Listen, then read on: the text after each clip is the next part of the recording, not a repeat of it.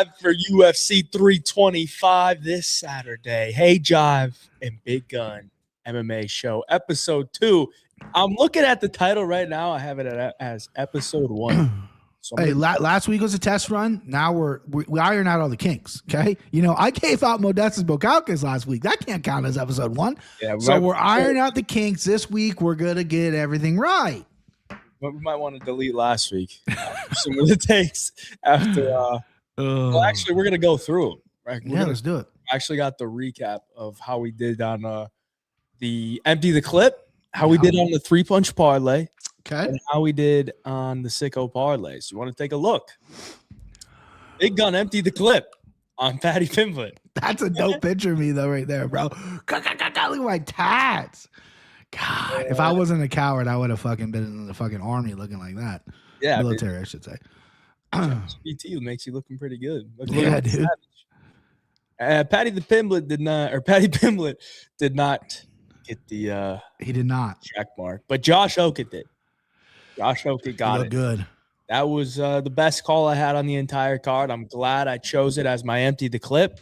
I stand by my statement that I put on Twitter. Josh Okett needs to be talked about more. Okay. Gable Steveson. Okay. Ooh. This man's in the UFC. He's doing stuff. It might not be against the highest level of competition, but it's a higher level of competition than what Gable Stevenson's doing. So unless Gable Stevenson's finishing Denzel Freeman in the first round with a booty slap and a middle finger, let's leave him out of the equation. Shout out to Josh. I like that take. I'm a big Gable guy. My one hurdle with Okett is I think he's phenomenal. The wrestling, the chain wrestling, the cardio, the pace looked unreal, and he wanted that finish, which I love. It's the bits, right? It's the pre-rehearsed stuff, which I get. He's doing something a little different, but like that's my only thing. But nice hit on Okett there as well. I tailed you on that. I was on Okett as well, but not my empty the clip. I like that he just didn't give him any respect. Just mow him down. Yeah, walk him down. 3-punch parlay was an L.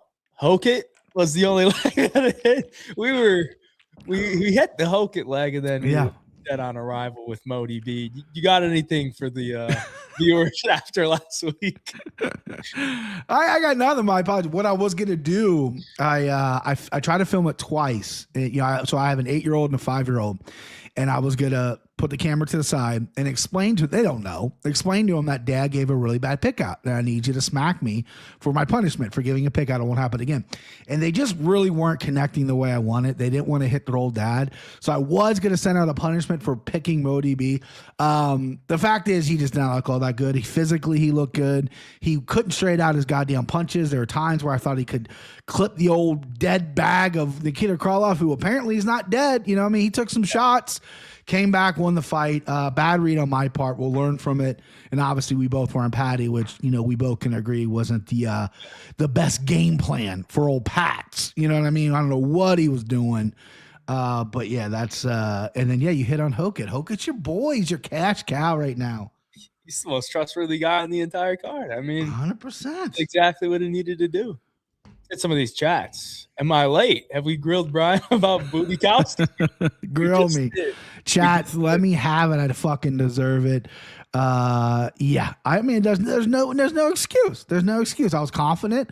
I laid the dick on the table and said, "Here's what we got." Dead body KO Bukauskas. He got the. It's unbelievable. I'm watching it with my buddy, and I'm like, I put a lot on Bukauskas. I mean, I bet this too. Don't get me wrong. Not only am I out here, touting this guy on the show and getting shit for people, but I bet him pretty heavily and had him in a few parlays as well as, one of my very trustworthy spots because he was fighting the dead body. But apparently Nikita Krylov the Undertaker, and came back from the fucking grave. And he didn't look great, but then he knocked him out.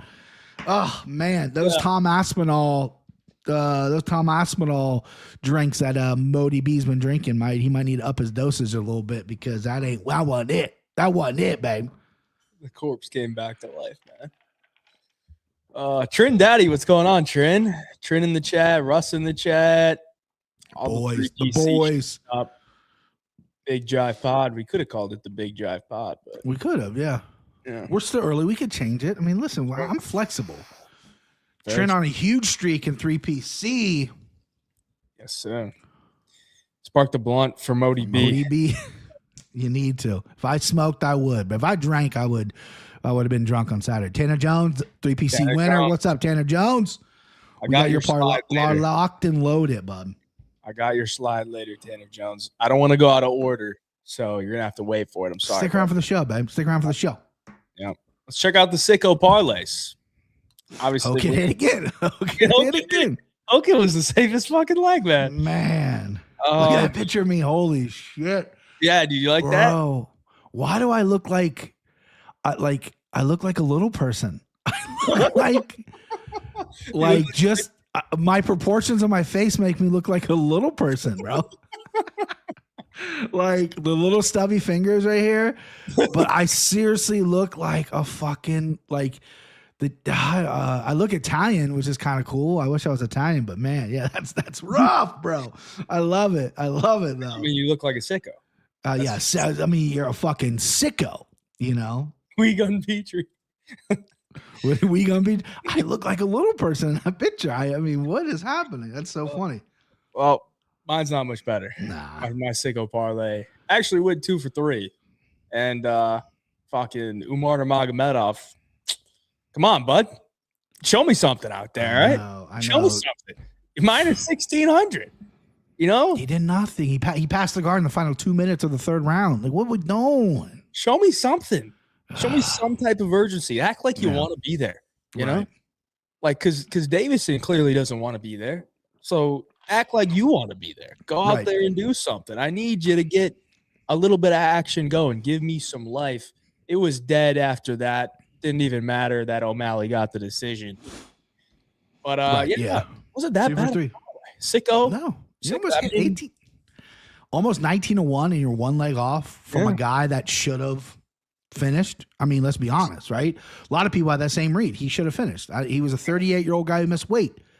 What are we doing? What are we doing? What are we doing? I don't know. Giving zombie James Krause vibes. Yeah, I don't know why they made my eyes look like that, but they did. Yeah, little zombie James Krause. I can see that. Yeah. Yeah, I could definitely see it. Looking like a zombie. Hayjive, I'm riding with Hokit he's laid heavy chalk on him. Only reason I'm in the profit this card. There you go, brother. There you go. Sometimes it only takes us one. Sometimes you just gotta empty it. That's right. Umar's so not impressive last Saturday, and now Habib gonna say he deserves a shot. Yeah. I don't know. I mean, I don't really think Umar was like, I just want to stay active. Like, I think Umar even knew. Like, they're not gonna give it to me. You know, they're gonna give it to Marab or Sean, probably Marab. According to Peter Jan, is Marab's getting it. And Umar's like, I just keep me active. If I was Sean O'Malley, I would not fight Umar Nurmagomedov.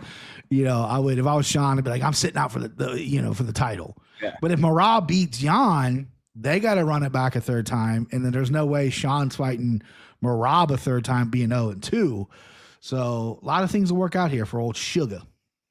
I think Umar's going to try to strike when one of them is like fresh off of a fight. You know, like if Jan fights Marab again, he's going to be like, yo, give me Jan in like 2 months. You know, make him have a quick turnaround type of thing. And it would be right after Ramadan where he sits for 3 months and then goes, hey, what were we waiting for? I'm ready to fight now. Well, you wouldn't fight for 3 months. So right after Ramadan where he's just filled with the spirit and just ready to fucking go, you know? Yep. I'm seeing it coming. That's a good prediction. I'm pretty sure we don't have anything left to recap, but I do want to say we got a big fucking card this Saturday, man. Another back-to-back numbered events. And I could not be more excited for everyone in the chat to join us tonight as we break down these fights. Big Gun, I didn't talk to you about the road to UFC. Yes. I don't know. Did you cap those or no? Yes. You did? Okay. Yes, of course. Good. I know a lot of people are not doing them. We're fucking doing them, bro. Yeah, we're doing them. We're not going to leave out 4 fights of the entire card. Like, no. If it was like 2 fights, I mean, I still would have capped them, but if like 2 fights, I can see people skipping it. But we got 4 leading off the card. I mean, you know what I mean? We gotta do it. Yeah. I think entertaining fights as well if they shape up the way they should shape up. You ever done a cig, big BP? No, so I have never smoked a cigarette a day in my life. Never tried it. My mother, my father, both my older sisters, most of all my friends growing up smoked cigarettes at a young age, at like 12, 13. I never once tried it. It always repulsed me. Never was. And I smoked weed a couple times in high school. Wasn't my thing. And I stopped drinking when I was like 25 just because it made me sick. So I'm pretty boring. I'm just a boring fucking dude. That's all it is. Yeah. I've never done a cig either. It's a little bit of a flex. You're an athlete though, bro. You were an athlete throughout high school and then college. So I can see why. Yeah. Never been that much of an appeal to me, but No, how do you say we go over these rankings? 3PC rankings. I mean, I'm ahead of you, bro. Oh, you're ahead of me? God dang. You're 13, 9-2, plus 1.5. Card? Oh, I'm in the negative. My boy Jake Micallef. I picked the entire card, yeah. Okay, yeah. Jake Micallef is Cincinnati boy is right ahead of me. It's the thing I didn't realize, that you don't have to pick the entire card. You don't. No. I already picked the entire card, but I was like, yeah, I guess I could just like pick and choose. But correct. You picked the entire card, so I did. Yeah. I was thinking about maybe just picking. I mean, listen, I would have went heavy on Modestas Bukalkas anyway, and Patty P. So I would have lost. I could have been 0-2 for the weekend. But I saw you pick the card, so I'm like, I'm picking it too. The whole fucking thing, the whole McGillicuddy. Sullivan's still rocking the top spot with the units. Trindade killing it as well. Tanner Jones obviously won the contest last weekend. Some sharps, bub. Trindade. Vince MMA down there as well at 9-2. Yeah, I mean, we got some pretty good pickers, man. Yeah. You know, I mean, a lot of people, there was a lot of big favorites. I mean, you know, I feel like my 9-2 doesn't really write that much. I only went up 1.51 units. Right. Not going to change your life type of thing. Going 9-2, you would think you'd make more money. But with the favorites, you know, you're not going to make as much money picking them correctly. But what do you say? Should we hop into the fights? Get into it, brah. 12 minutes in. Hit the like button for me. Subscribe to the channel if you're not already. We're going to go through all the fights now. And then at the end, we got the Empty the Clip segment, the 3-punch parlay, and the sicko parlay. And somewhere in the middle, we're going to go over the giveaway this week for 3PC. Let's start with the first fight of the night. We got a flyweight title bout for the road to UFC. Aaron Toe coming in at plus 105, taking on Namsrai Batbayar, sitting at minus 125. Both men with one loss on the record. And both of them have lost to a UFC fighter. Aaron Toe lost to Elijah Smith on the Contender Series. Batbayar lost to Naim Jargal Tumendembaral. Hell of a name. Has anyone pronounced it as good as me? No. I see everyone try to pronounce it. I'm like, it's not that hard. It's not that hard. I think that's the autism in me. Okay. I'm pretty good at pronouncing names, all right? Naim Jargal Tumendembaral. Submitted this guy, I believe it was in round 2, and that was a couple years ago. Both Mongolian, and now he trains with Naim Jargal Tumendembaral. So this is going to be a scrap, man. This is going to be a scrap. It's going to be a good way to start the night because neither guy likes to take a back step. They want to be coming forward. They want to be throwing hands. And Batbayar will mix in some grappling here, but it's not grappling to, you know, lay in your guard and sniff the crotch. He's trying to finish you on the ground. So they got the over-under chalk to the under here. And I could see that happening. But at the end of the day, both guys are pretty tough too. Yeah. You know, Aaron Toe is 32 years of age, but you see that tattoo on the face, you know, you don't want to fucking mess with that. Easy, bro. That ain't easy to sit through that. Ah, damn. No, absolutely not. What are you thinking here, BP? Yeah, I love this fight. I actually think this would be a really good fight. Both these guys on the road to contenders, they kind of they both have a finish and they both have a war. And they've proven that there are front foot kind of guys, not taking a back step. I'll take a shot to give a shot. Batbayar, though, I think he hits a little heavy. I do. I think he plants his feet, and when he hurts guys, he fucking hurts them. Aaron Toe, this guy's been around for a while. He's been kind of bubbling for a little bit. He's a city kickboxing guy. I remember years ago, Dan Hooker kind of put him on. He obviously had the shot of the contender series. Didn't work out. He lost the decision to Smith. He just kind of got out wrestled a little bit. But he was right there with the striking. It was a competitiveness fight. He just obviously got out grappled. Here, I don't think you guys got to worry about that. I think Batbayar does maybe have a little bit of a grappling edge, but they're both going to come forward. They're both going to land heavy strikes. And I like Batbayar. Mongolian dudes are fucking built different, dude. This guy's got a chin on him. He's got power. This should be a real good slugfest to start tonight. I think it's going to be a close fight. I would think I would take the over and I would take the winner by by decision. Batbayar, who I'm leaning, minus 125. Admittedly, I haven't fully taped these guys yet because I got clip hits and highlights of the season they were on, so I haven't seen the full fights yet. I'm going to do that before I obviously load up come Saturday. But for right now, where we're sitting, I like Batbayar, minus 125, low number, big power from Mongolia. What else does need to be said? Dude's going to get it done. Yeah, I think he could hit a little club and sub. But okay. I don't know, man. Like, I think they're both live to finish early, but as the fight progresses, I feel like Toe might start to separate a little bit. Okay. He's got a little bit better of a gas tank, a little bit better of a experience level of competition, stuff like that. Not that he's fought like some amazing, level of competition, but yeah, I think his training room is probably a little bit better training at CKB, than Batbayar. So I did pick Batbayar, but it was the least confident pick. The entire card for me. I think it's just going to be a fun scrap. I don't really want anything to do with it as far as a betting angle goes. But if you like Batbayar, I would be probably looking for that finish, maybe a submission. Aaron Toe comes straight. Max, yeah. Ad Max Pizza Hut as mediocre pizza.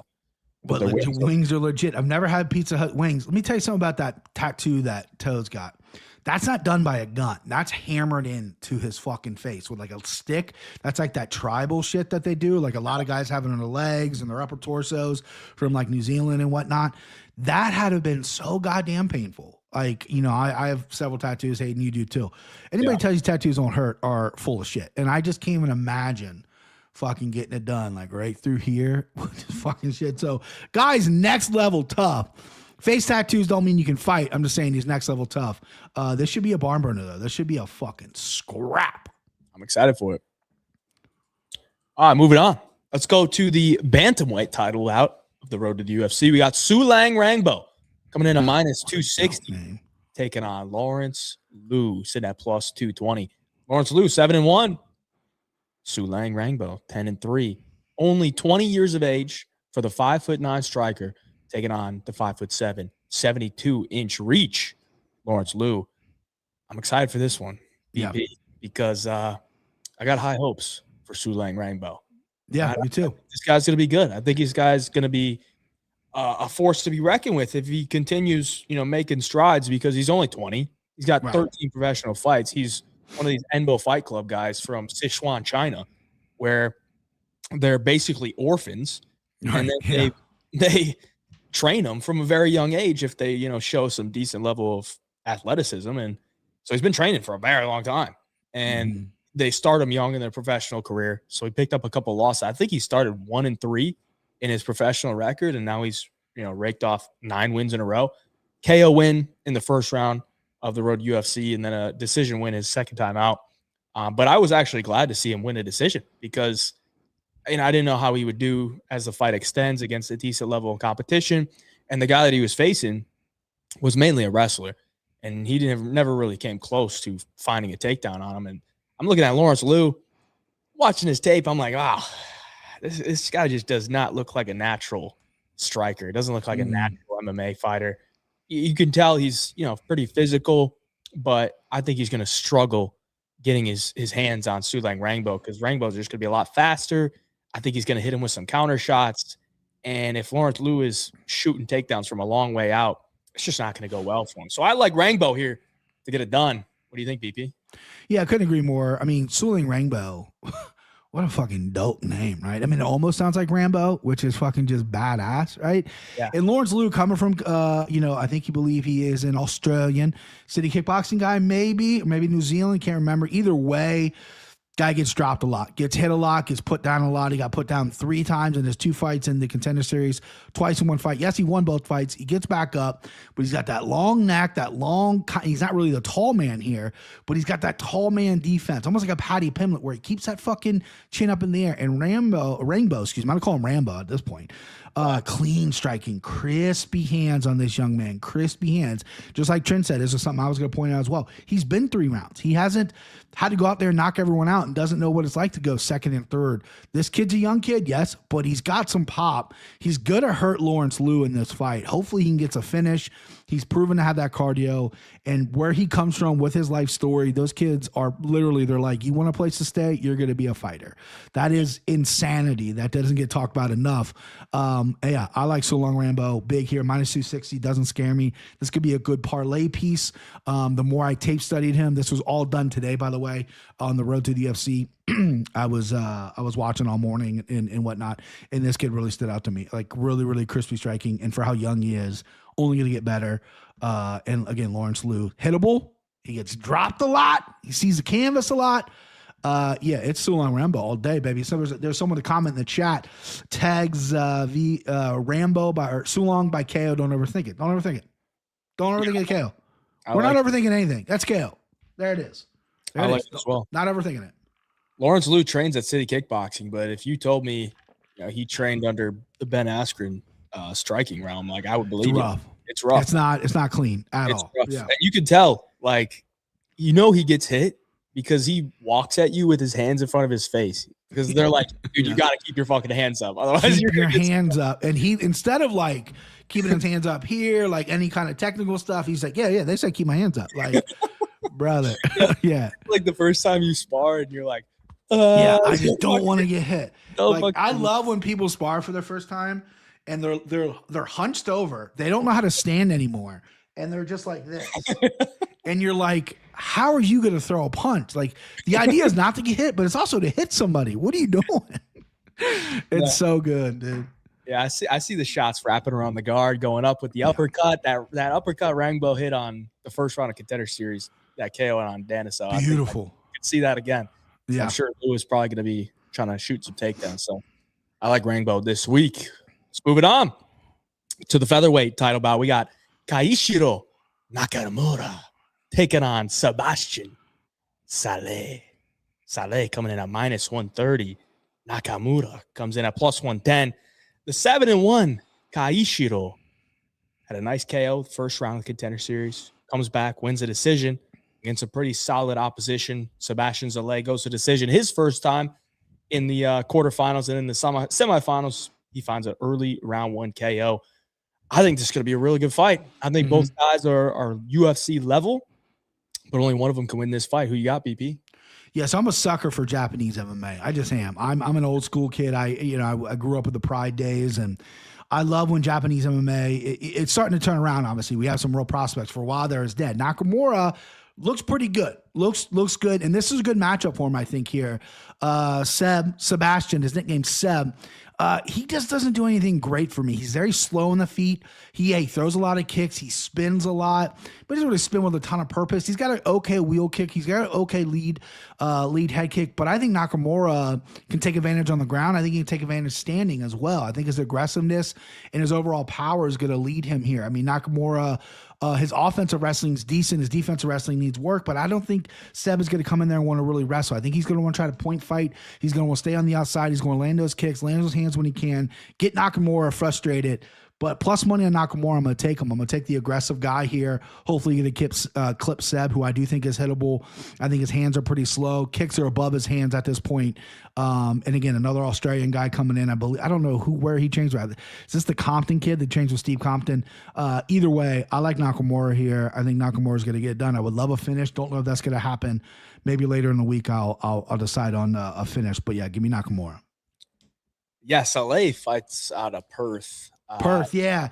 And he doesn't fight out of scrappy MMA, which is where Steve Ursig is. It's like, how big's Perth that they got all these fucking gyms, bro? Like, what we doing? I mean, they got scrappy. They got Volk's gym, which is freestyle, I think.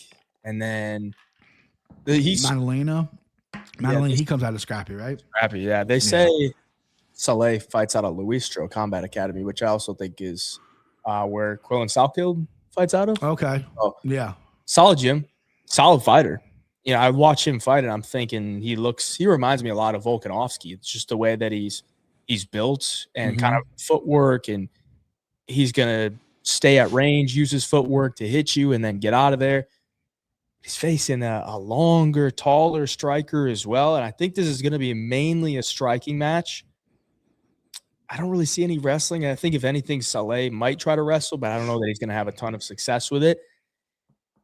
And I've always been a big Japanese guy as well. Yeah. But that's like got me bit in the ass a lot of times. 100%, brother. A lot of 100%. time. And I'm telling you right now, if Kaishiro Nakamura was like Chinese or South Korean, like I would have already bet him. But the fact that he's Japanese, like I just get it. know that's about it. It's gonna blow up in my face. So I get it.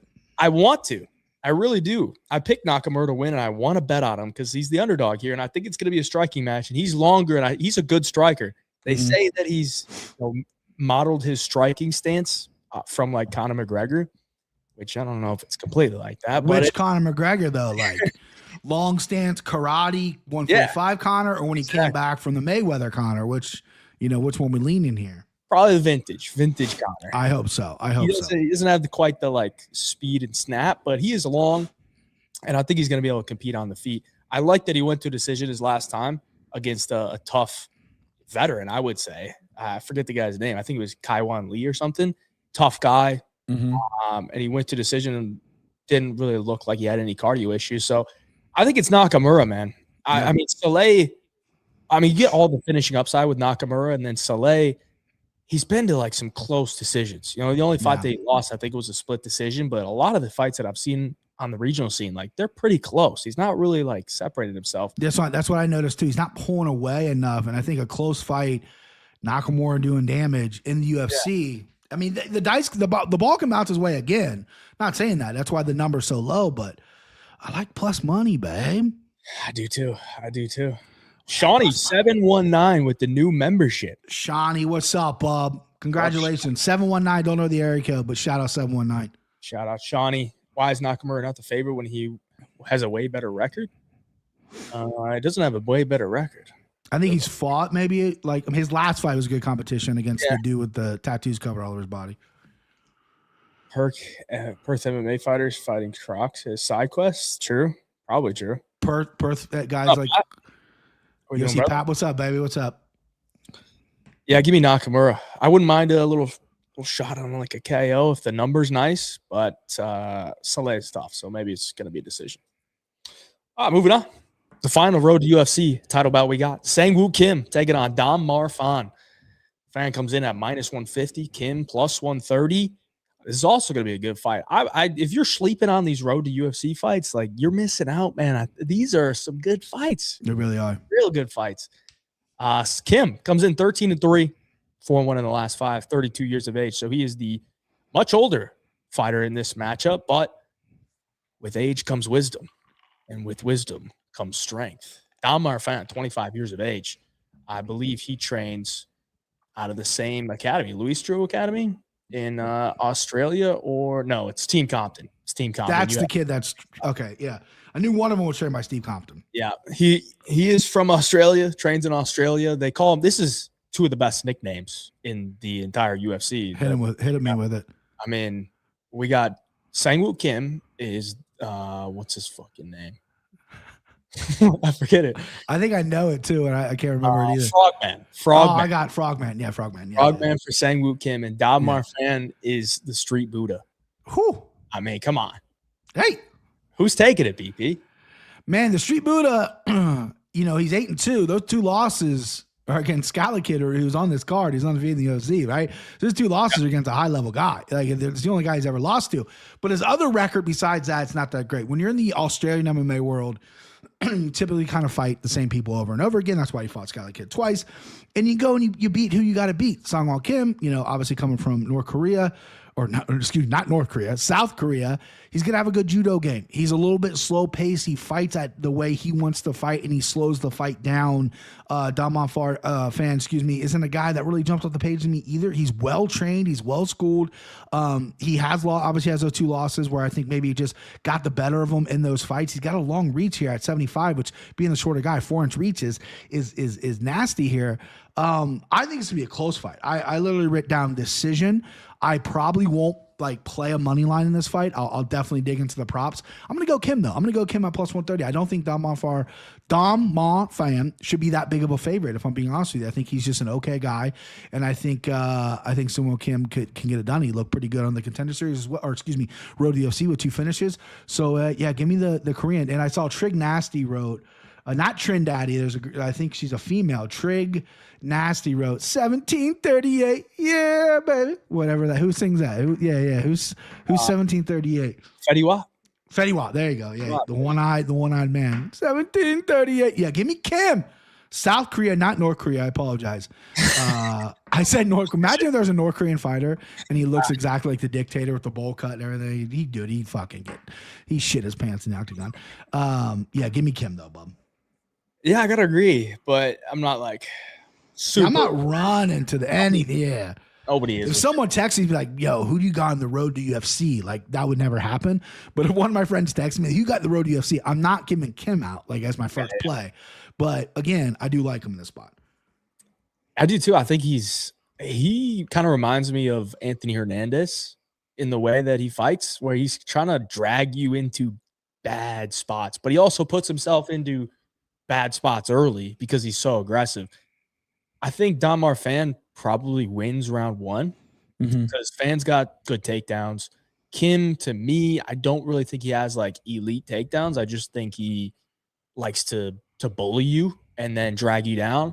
So I think Fan might get on top, but then Kim's going to scramble out or make him work. And then that's just kind of Kim's MO. He just wants to make you work and wear you down.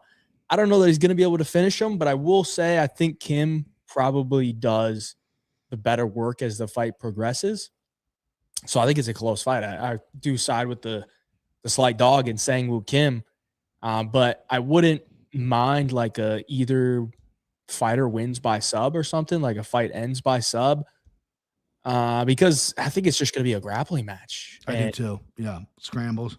Kim's got some good submissions. Fan's got some good submissions, but he's also been submitted twice. Granted, it is to Sal Kill, but I mean, Kim can take your back too. Like it's not like he's not a good grappler. So, we'll see. But this is one of the road to UFC fights that I think is kind of a toss up. Kind of comparing that to the first one that we broke down. I don't trust a man with a woman's name, Kim. I mean, that's a lot of fucking South Koreans, bro. That's Smith over here, bro. Like, I asked my buddy this. Do you think there's more? Because like in India has the biggest population in the world. My best friend, who I watch fights with, his name's Steve Smith, which is probably the most common name in the world, right? Yeah. I asked him if there's more Smith or Patels in the world. Because his doctor that just did his surgery was a Patel. And I'm thinking, there's got to be more Patels, right? I mean, have to be. Got to be more Patels. I tell you what, there's not a lot of Petries. I tell you what, there's not. And you got the coolest last name of all. You're a lucky guy. Aiden Iverson, fucking Allen Iverson, bro. The answer? Fuck out of here. That's so cool. Yeah, I've always been happy to have my last name. Yeah, for sure. People I almost changed my last name. I had paperwork and everything. Yeah, so my real dad's a piece of shit. So I moved in with my mom and stepdad when I was 7. And throughout my life, my stepdad's last name is Mensch. And I didn't want to be a Mensch, right? But my mother's father is Donaldson. And I really idolized my grandfather and I idolized my uncle, Jack Donaldson, as well. So I'm like, Brian Donaldson, that might not be. I literally had paperwork ready to be filed and I just never did it. I didn't pull the trigger. So we kept Petrie. But it could have been Donaldson, man. Well, you make it your own now. Yeah, that's right. We're blazing the path. There you go. All right, let's move on to the real UFC fights. We got Con Ofli coming in at plus 170, taking on Yizha, set at minus 200. Yizha coming in here after doing our boy Weston Wilson pretty dirty his last time out. Auto body. Weston Wilson, I'm pretty sure he hung him up after that. So Yizha retired my boy Weston Wilson. Yeah, he went back to substitute teaching the school there in Simpson, South Carolina, I think. And Con Ofli should have retired Ricardo Ramos. I mean, how do you lose to Con Ofli in a UFC fight? Ricardo Ramos found a way. He found a way. So coming in here, I mean, Ofli is a plus 170 dog. I don't love him as a fighter, but I do think he has a good ground game. He has submission capabilities. 6-0 to the submission. And he's kind of one of these shorter guys where if he puts you in a choke, it's going to be tough to get out of it. Yizha, 29 years of age, another one of these Enbo Fight Club guys from Sichuan, China. So he's been around the block, 31 professional fights at 29 years of age. I think Yizha is the better striker here. I think if Yizha wants to get takedowns, he can. But if he is going to go for those takedowns, he's got to watch his neck because I think Ofli could find a submission. But I got to take Yizha, right? Like, it's going to be tough to pick Con Ofli in most UFC fights. What do you think, BP? Yeah, I'm going to go opposite here, bud. I'm going to go Ofli just because Yizha, here's a guy. Yes, he beat Weston Wilson. Congratulations. I think Weston Wilson just lost a fight 5 seconds ago, to someone in his class. That just happens. That's a really funny comment, by the way. Brian Donaldson, I've had a statewide used cars company. I was thinking that too, or maybe like the manager of like a Jiffy Lube. Brian Donaldson, he's our manager. But no, I just think Yizha. I mean, this guy went to the road to UFC. Like, how many times they put him on the road to UFC? Like 3 or 4 times. Like, do you want to sign him or not, UFC? What is going on with this kid? He's 29. I get it. Let him get experience, but he's going awfully. He's coming off a nice, really quick submission over Ricardo Ramos. But besides that, other fights where he got out-grappled, outworked, he just looked okay. I do think his grappling is pretty good. I don't think he's going to sub Yizha here. I can see Yizha just putting Ofli out as well if that's what it comes to it. But I just don't like the number. I think this is a rat line. I think there's something off about this as well. I think Ofli at plus 170 is nice for a little poke there. I don't think either of these guys maybe are even UFC level at this point. I think UFC is still pretty unsure about both these guys. I think maybe loser gets the bus ticket home, but right now, give me Ofli plus 170. Woo! Not confident about it, but I'll probably end up playing it, dude. I'll probably end up, especially if I'm up on Saturday, I'm playing it. I'm fucking playing it. I might play my sub too. Let's just get fucking crazy, bro. What is the sub? Let me chase that line, dude. Sub's pretty big, I'm sure. It has to be. Like plus 800 or something. It's plus 750 from the win by sub. So yeah, I mean, we could dance with that a little bit. But again, it's not like my most confident play, but if you're right now, fuck it. Let's do it. Yeah, I hit the sub on Ofli his last time out against Ramos. It was like plus 500. I'm like, dude, Ramos will tap to the slightest bit of adversity. He quits quick. Show him. Yeah. Yizha, I don't know about him. I think he'd probably dog it out. I mean, the way that he took his beating from Gabriel Santos, like, I don't think this guy's just going to quit. First sign of adversity. But if you're in a guillotine choke and you can't get air to your lungs because you're getting strangled, like, there's not much you can do. And Ofli's got those short arms. He could definitely short arm guillotine. Something up. Brutal. We'll hit the chats. Weston Wilson is now playing for the Philadelphia Phillies. Is he? Congrats, Weston Wilson, dude. I mean, Weston Wilson's the GOAT to me, man. I cashed on him by sub against Jack Kasaragi.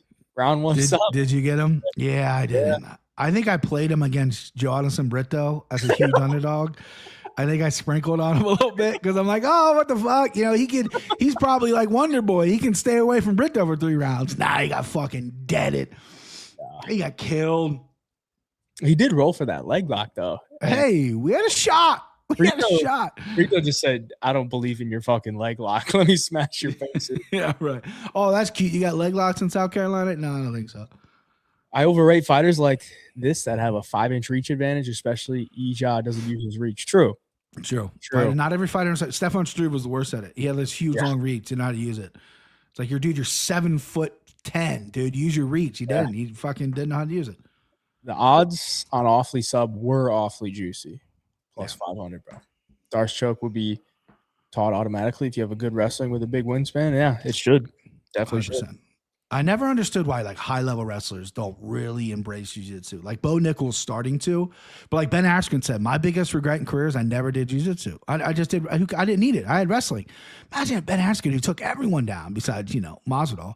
If he had like a fucking sick choke game, right? It's crazy. I mean, he kind of did. Masvidal fell down. It's true. Yeah, I mean, Masvidal came on top. They probably did score for a takedown on Benny for old Ben Askren. All right, we're moving on. We got a welterweight bout here. We got Jonathan Micallef coming in at minus 134, taking on Oban Elliott's in at plus 114. Oban coming off the loss, the embarrassing loss against Sekyung Ko, got absolutely destroyed for 15 minutes. And Micallef coming off his first UFC fight, first UFC win against Kevin Jousset last year by decision as an underdog. Now he's the favorite. And Oban's last fight, he was a huge favorite, and now he's the underdog. So A lot going on here. What do you think, BP? Someone in the chat just hit him with an Obot smelly it. Man, that's classic. Obum smelly out. Man, that's just classic graveyard stuff, but I fucking love that shit. Call me crazy. Call me what you will. I like Oban here. I think Micallef's he looked good against Kevin Juice. But Kevin Juice is not in the program, not in the organization anymore. Micallef, I think his ground game's good. His submissions are good. I just think when he fights a guy like Oban who's going to smother him, who's going to work him, who's going to push that cardio, I think that could be a problem here. And you're giving me Oban at plus 114. I like the number here. I know he got embarrassed by Korean Tyson. He had outworked, out-muscled, out everything in that fight. Didn't get finished, though. He didn't get finished, right? I think Oban's gonna come out here and just really put a pressure on Micallef. I think Micallef is a front runner. I think he has a good triangle off his back. He's got some crafty guard stuff. Don't really know if that's gonna work here. And I think after round 2, I think this dude's gonna know he's in a dogfight in the pressure of Oban Elliott. And what I've seen of him in the interviews, and I'm bet it and whatnot, I'm only reading body language and what he's saying, but he's confident. He wants this one back, and I think they're giving him a guy who he could really look pretty good against because he's got a 5-inch reach disadvantage. So you got to get in close. You got to fucking work the body, and you got to take him down. So I like Oban Elliott at plus 114. I like it, and I kind of like it a lot. I'm crushing on it. Not gonna say I love it. It's too soon to say I love, but I like it a lot. You don't love it, but you like it a lot. I like it a lot. I don't love either side here. I don't really like either side. I think this is one we gotta figure out. Take the data from this one and then move on. So I don't know that I'll be betting on it, but okay. I think I picked Oban. I think it's a spot where he could have some success.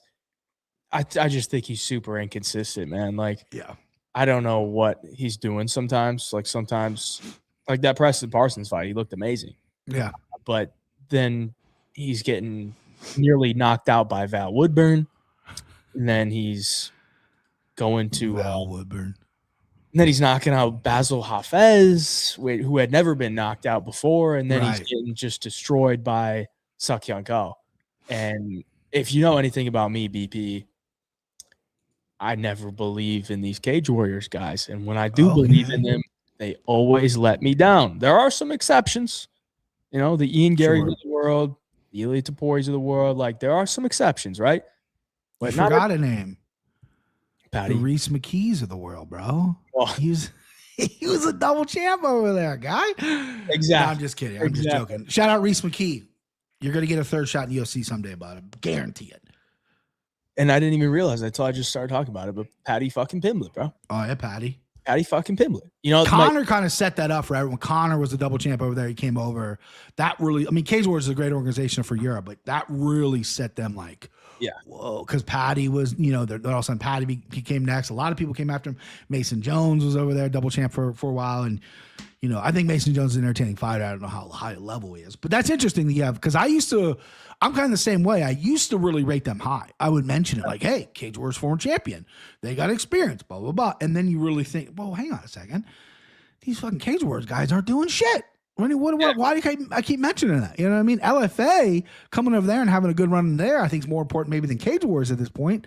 Or maybe even going to like Octagon or KSW. KSW is kind of a clown show at some point. But I don't know why I kept using that, but I'm glad you brought that up because you have obviously you've been on that train for a while, which is very smart. I'm just now developing that sense of ability.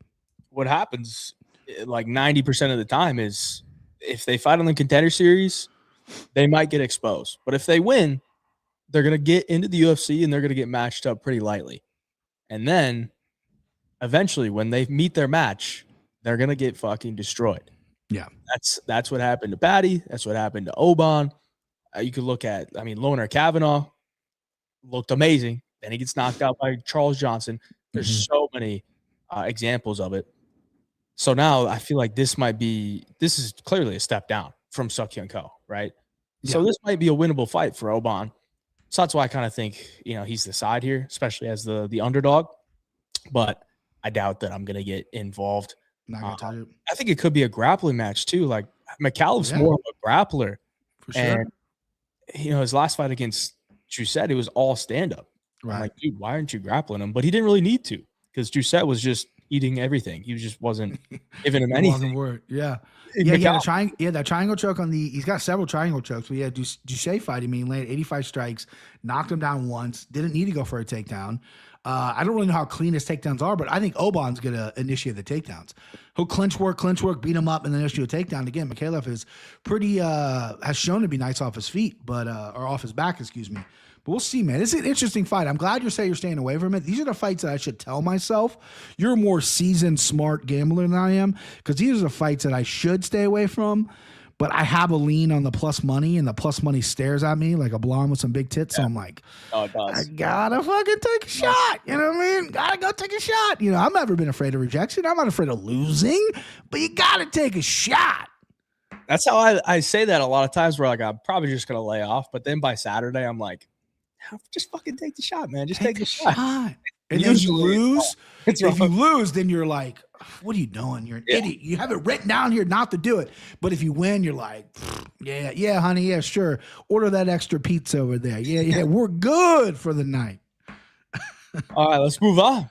We got a middleweight bout here. We got Jacob take it on God. Torres. Finney comes in at plus 125. Malkoun minus 145. The undefeated Torres Finney 1-0 in the UFC, wins by split decision in his debut against Robert Valentin. Malkoun been off for almost 2 years. His last time out, he knocked out Andre Petroski with his hip bone. Yeah. And we have not seen him since. Since then, I guess he's had some back surgery, which is not great. But based on what Embedded showed me today, he looks like he is back and healthy. So that's a good sign for Malkoun. Finney traveling all the way to Australia for the first time in his life, taking on the Australian Malkoun. Who do you got here, BP? So I have a guy that's a good friend of mine. His name is VC. He looks exactly like Torres Finney, a guy I work with. Not nearly as much. He's a more chubbier version of Torres Finney. So every time I look at Torres Finney, I just laugh and think of my guy VC. This fight's hilarious because they both want to do the same thing. They're both not action-packed fighters. But who's better, right? I lean Malkoun with the wrestling and the grappling and definitely in the cardio department. I mean, he's Rob Whittaker's like right-hand man a lot of times when it comes to grappling. He trains at that jiu-jitsu school, that Gracie school over there in Australia. So you lean Malkoun. I just don't think he's tough. I just don't know if he's a fighter, right? I think he can get put out. Torres Finney's a big, strong dude. Finney is explosive, obviously undefeated, but his game is to take you down, smother you, not let you get up, beat you up a little bit, maybe look for a submission and win a boring decision. Like he can finish, but he doesn't really prioritize it.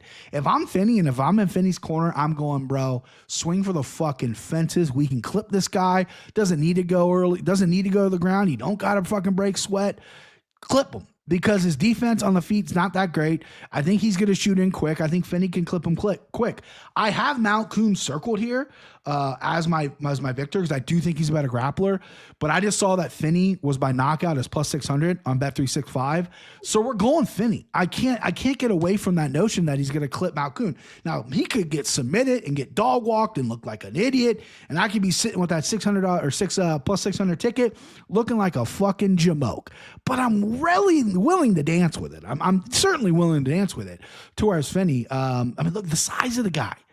The size of the guy. Unless he's got tiny little fucking dolphin hands, this dude should fucking be able to put people out at this weight.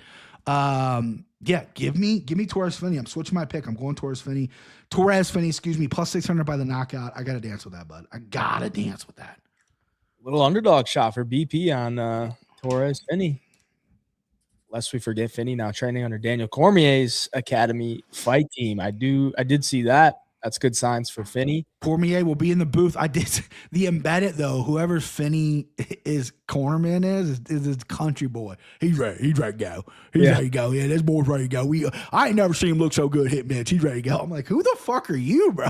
It's the Chattanooga, Tennessee. Who are you, dude? I drove through Chattanooga a couple times from my from Florida to Wisconsin. Of course. Did you drive through Cincinnati, beautiful Cincinnati, Ohio? No. Didn't go through Ohio. Went up through I guess Tennessee through Indiana or Illinois. Yeah, Illinois. Yeah. Usually Illinois. I mixed up Michigan and Wisconsin. Michigan's right above Ohio. I'm an idiot. Probably wouldn't go through Ohio. Apparently he's working on his striking. He needs to work on his striking. It's pretty fucking bad. Both of them are bad. it is just. I mean, I think Malkoun's decent on the feet. Really? Oh man, he's got a decent jab. Like obviously he doesn't want to strike, but I think he's clearly the better striker than Finney. Okay. Finney's just all muscle. Like that's what I'm saying. Just throw one of those ham hocks, bro, and call it a night. Get the check, dude. Yeah, I don't know. 25K, maybe 100K if they like it. I don't know. I've always been a big Malkoun man, dude. Like the Mamba Malkoun. I remember him just putting Abdul Razak Al Hassan through the fucking ringer for 3 rounds as a big dog. And from that moment on, I was like, I love this Malkoun guy. And I bet him almost every fight. I even bet him as an underdog against Brendan Allen, and he made that fight close. The only fight I didn't bet on him was the Brundage fight. And I actually had Brundage round 1 KO. Really? He got him got it by DQ in round 1. How many fucking I mean, I know Cody Brundage on his card, we're talking about him. He's got the most wins by DQ, right? Like, I mean, if you flick this guy, he's like, whoa, fight's over. This guy gets all the wins that way. Yeah, it's crazy. But I do think Malkoun should win this, but like I'm not sure he can stop Finney taking him down and holding him because Finney's that much of a fucking specimen. And his takedowns are legit. Like you just can't stop him. Like they're explosive. They're explosive. Get to your hips. Like he doesn't even need to like land a clean double leg. He can just get to your hips, lift you up, and drop you. So Malkoun's got to scramble. I think Finney wins the early rounds. Malkoun could take over later, but I'm not, super convinced that he gets his hand raised. But also Finney making the travel. He's got all those muscles. He's going up against in Malkoun. And I don't think he came in early, bro. I think he didn't. No. He didn't come in early. No, he doesn't have the money to do that. That's true. And, the big muscles do tend to wear out. And you look at any of Torres Finney's fights that have went to a decision, he doesn't look like the same guy in round 2 and 3. I mean, he is hanging on for dear life. And if Malkoun can find those scrambles, might be able to make him pay later on. So, I see a lot of love for Finney this week, which I kind of get. But also, it could turn out poorly as the fight progresses. Can you click on Dick's Insider's comment so I can answer that for him right there? Yeah. Big Gun, have you ever had stewed smoked ham hocks with red kidney beans? It's one of the most delicious things ever. I have not had stewed smoked ham. I don't know what ham hocks are. I do like beans. I'm a chili guy, right? I'm from Cincinnati. Yeah. So we do chili here. Although there's probably the best Italian restaurant, in my opinion, in the United States that we have here as well. So anybody that wants to come to Cincinnati and have dinner with BP, I'll take you there. But I've never had smoked ham hocks. I don't know what they are, but I've had red kidney beans. Never heard of it. Never heard of smoked ham.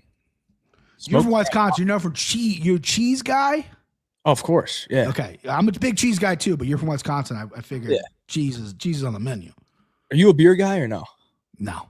I was. So when I drank, I preferred beer. I wasn't a cocktail guy. One point in my mid-20s, I just kept getting sick. Like literally, like I wouldn't even get a hangover. I throw up the night of after like 4 beers. I'm like, why am I doing this to myself? So I just kind of stopped. I feel you. Well, what was your go-to beer? Really anything. I used to work at a party. It's called Party Source. It's basically like a Walmart liquor store in Northern Kentucky, which is basically over the bridge from Cincinnati. What was it called? It was a blueberry beer. From Louisiana. I forget what it was called. Purple Haze. That was like my go-to because I could just get it at work and leave. But really, I mean, I'd take anything. I wasn't like a big like IPA guy. I was more of a light guy. And then like obviously Natty Light was like, it was cheap. I drank it, whatever. But if I had a choice, Purple Haze was pretty fucking good. Yeah, I'm not a big beer guy, but in Wisconsin, beer is a big thing. Drinking in general is a big thing. And the one beer I do like is a Wisconsin only thing. It's called Spotted Cow. I've heard of it. I've never obviously never had it, but I've heard of it. Yeah. It's my wife's more of a seltzer. She's on the seltzer kick. White Claw, that shit. Yeah. It's like a watching your figure type of drink. 100 calories in a seltzer. Oh, there you go. Yeah, right. Yeah. But anybody in the chat, if you ever go to Wisconsin, make sure you get a Spotted Cow if you're gonna drink a beer. We got Covington, Kentucky in the house. That's basically, that's 5 minutes from my house, really, over the bridge. So shout out Covington, Kentucky. I'm married a Kentucky woman. She's from Erlanger, though. Oh, I know Romeo Dobbs stan. No Spotted cow. Landy's not a good one. Romeo Nice. Dobbs. Romeo Dobbs, damn. Love the stream because you both are MMA bettors, but you both are MMA fans at heart first. Yeah, exactly. Without question, brother. Exactly. Without question. The bets just make it more entertaining. Little Kings and Rhinehouse at a cinch are both awesome. Very true. Rhinehouse is where we had they had this huge brewery. Louisville. Shout out Louisville. Huge brewery where we had our wedding. What is it called? Wedding shower or the fuck? Many years ago. Yeah. So Rhinehouse is dope. Little Kings, they're the little beers. They're like cream ale. My mom used to get drunk on those when she was a young woman. But yeah, Rhinehouse. If you're in Cincinnati, you go to Rhinehouse Brew House. It is fucking dope. They got like rock climbing walls and shit. Like it's really cool. Maybe it's because I'm from rural Midwest, but I had no idea it was possible to not know what ham hocks are. I'm assuming it's a cut of ham. What did he call them? Steamed. He stewed ham hocks. I'm gonna go ahead and let people in on. I don't think it's that big. I don't like ham. I'm not a huge ham guy, but the only pork I eat is like bacon occasionally. I'm not a ham guy. I don't really eat pork a lot. I'm a chicken, turkey kind of guy. This is what we're working with? That's a ham hock? Huh. Is that right? The hell is a ham hock? It kind of looks like a pork chop to me. I've never heard of a ham hock before. I not really our dish over here, bub. We don't really. Dixon. Stewed smoked ham hocks with red kidney beans. Stewed ham hocks with red kidney beans. I put red kidney beans in my homemade chili. Again, beans are great. Huh.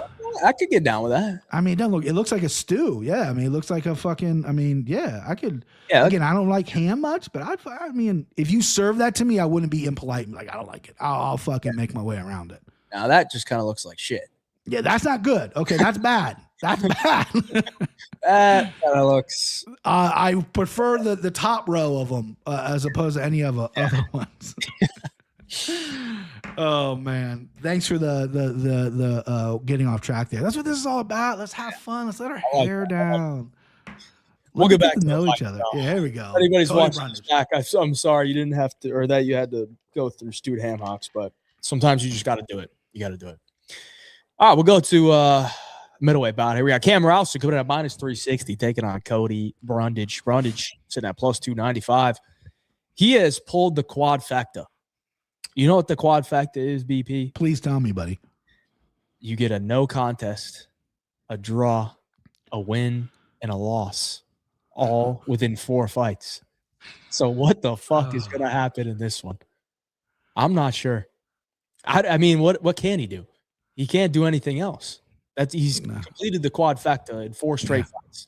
He's coming off the loss to Eric McConaughey, which is not something that should be on your record if you're in the UFC. Cam Rousson, on the other hand, big favorite here, won his first UFC fight by defeating Andre Petroski last time out of UFC Perth. And that was a fight where that Petroski chin came to light, and it wasn't really a big KO, but stunned him with a shot and followed up with some ground and pound and got him out of there. 3 inches in height advantage for Rouston and 3-inch reach advantage for Rouston. I mean, you're not taking Brundage here, are you? You're not going to fast one. Yeah, you've been taking a couple dogs tonight, so I didn't know. You're right. No, I'm not a Cody Brundage's guy. Listen, I'm a Cody Brundage's wife guy, Amanda Bobby Cooper. Shout out Amanda. She's easy on the eyes. But no, Cody, he was a guy that quit a lot early in his career, right? He has real good athletic ability. He's fast in that first round. He knows how to throw an overhand right. He's got a good camp around him that's really kind of built up his mental. Dustin Jacoby, his right-hand man, Mark Montoya, those guys have really built up his mental where you see in fights where he wants to quit and he just hasn't kind of quit. You look at the Cedric Dumas, took him down and fucking out-grappled this dude.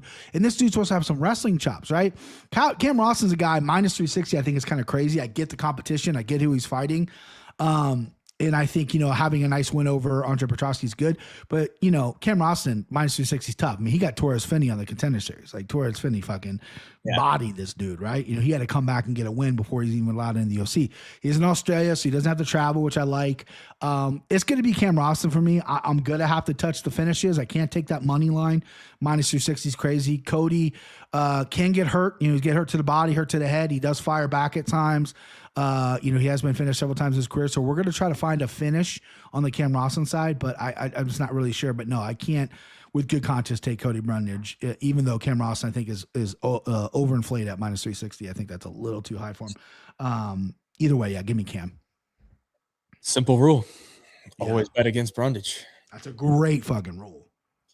I've made my money with Cody Brundage, and I've made my money betting against him. And this is one that I got to bet against him, right? Like, I think Rousson's a solid fighter. I don't think he's going to come in here and, I mean, realistically, like, Cody Brundage is not winning fights outside of a round 1 KO.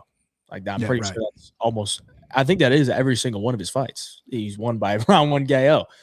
I don't see how he clips him here. I mean, he could, but if he doesn't, then it's Cam Rousson all day. Brundage, again, like Torres Finney, he's got to fly all the way to Australia. He's not getting there that early, and he's never been a guy that has great cardio or like a ton of grit when, the fight starts playing out poorly for him. So give me Rousson. Let's finish. Let me ask you a real quick question for the boys. I mean, when Walter Walker fights next, we got to go heel hook. Cody Brundage is fighting. Do we bet draw plus 8,000? Do we bet no contest? I mean, do we sprinkle? Because some funky shit always happens with this fucking dude. So I'm just throwing it out there. I mean, you know what I mean? I don't know. For the boys bet, a little 10 spot on Cody Brundage, Cam Rousson, and in a draw / or a no contest. I mean, has he? Yeah. I mean, he's pretty much done it all. I'm trying to think. Like, he's lost by sub. He's won by sub. He's lost by KO. He's won by KO. He's lost by decision. He hasn't won a decision in the UFC, but I highly doubt that's going to happen here. No. He's won a DQ. He hasn't lost by DQ. So Rousson KO DQ could do it. He's had a no contest. He's had a draw. It was overturned, but it was a draw. Yeah, I mean, I think it's just a classic Cody Brundage fight. I mean, landed 3 significant strikes against Cedric Dumas.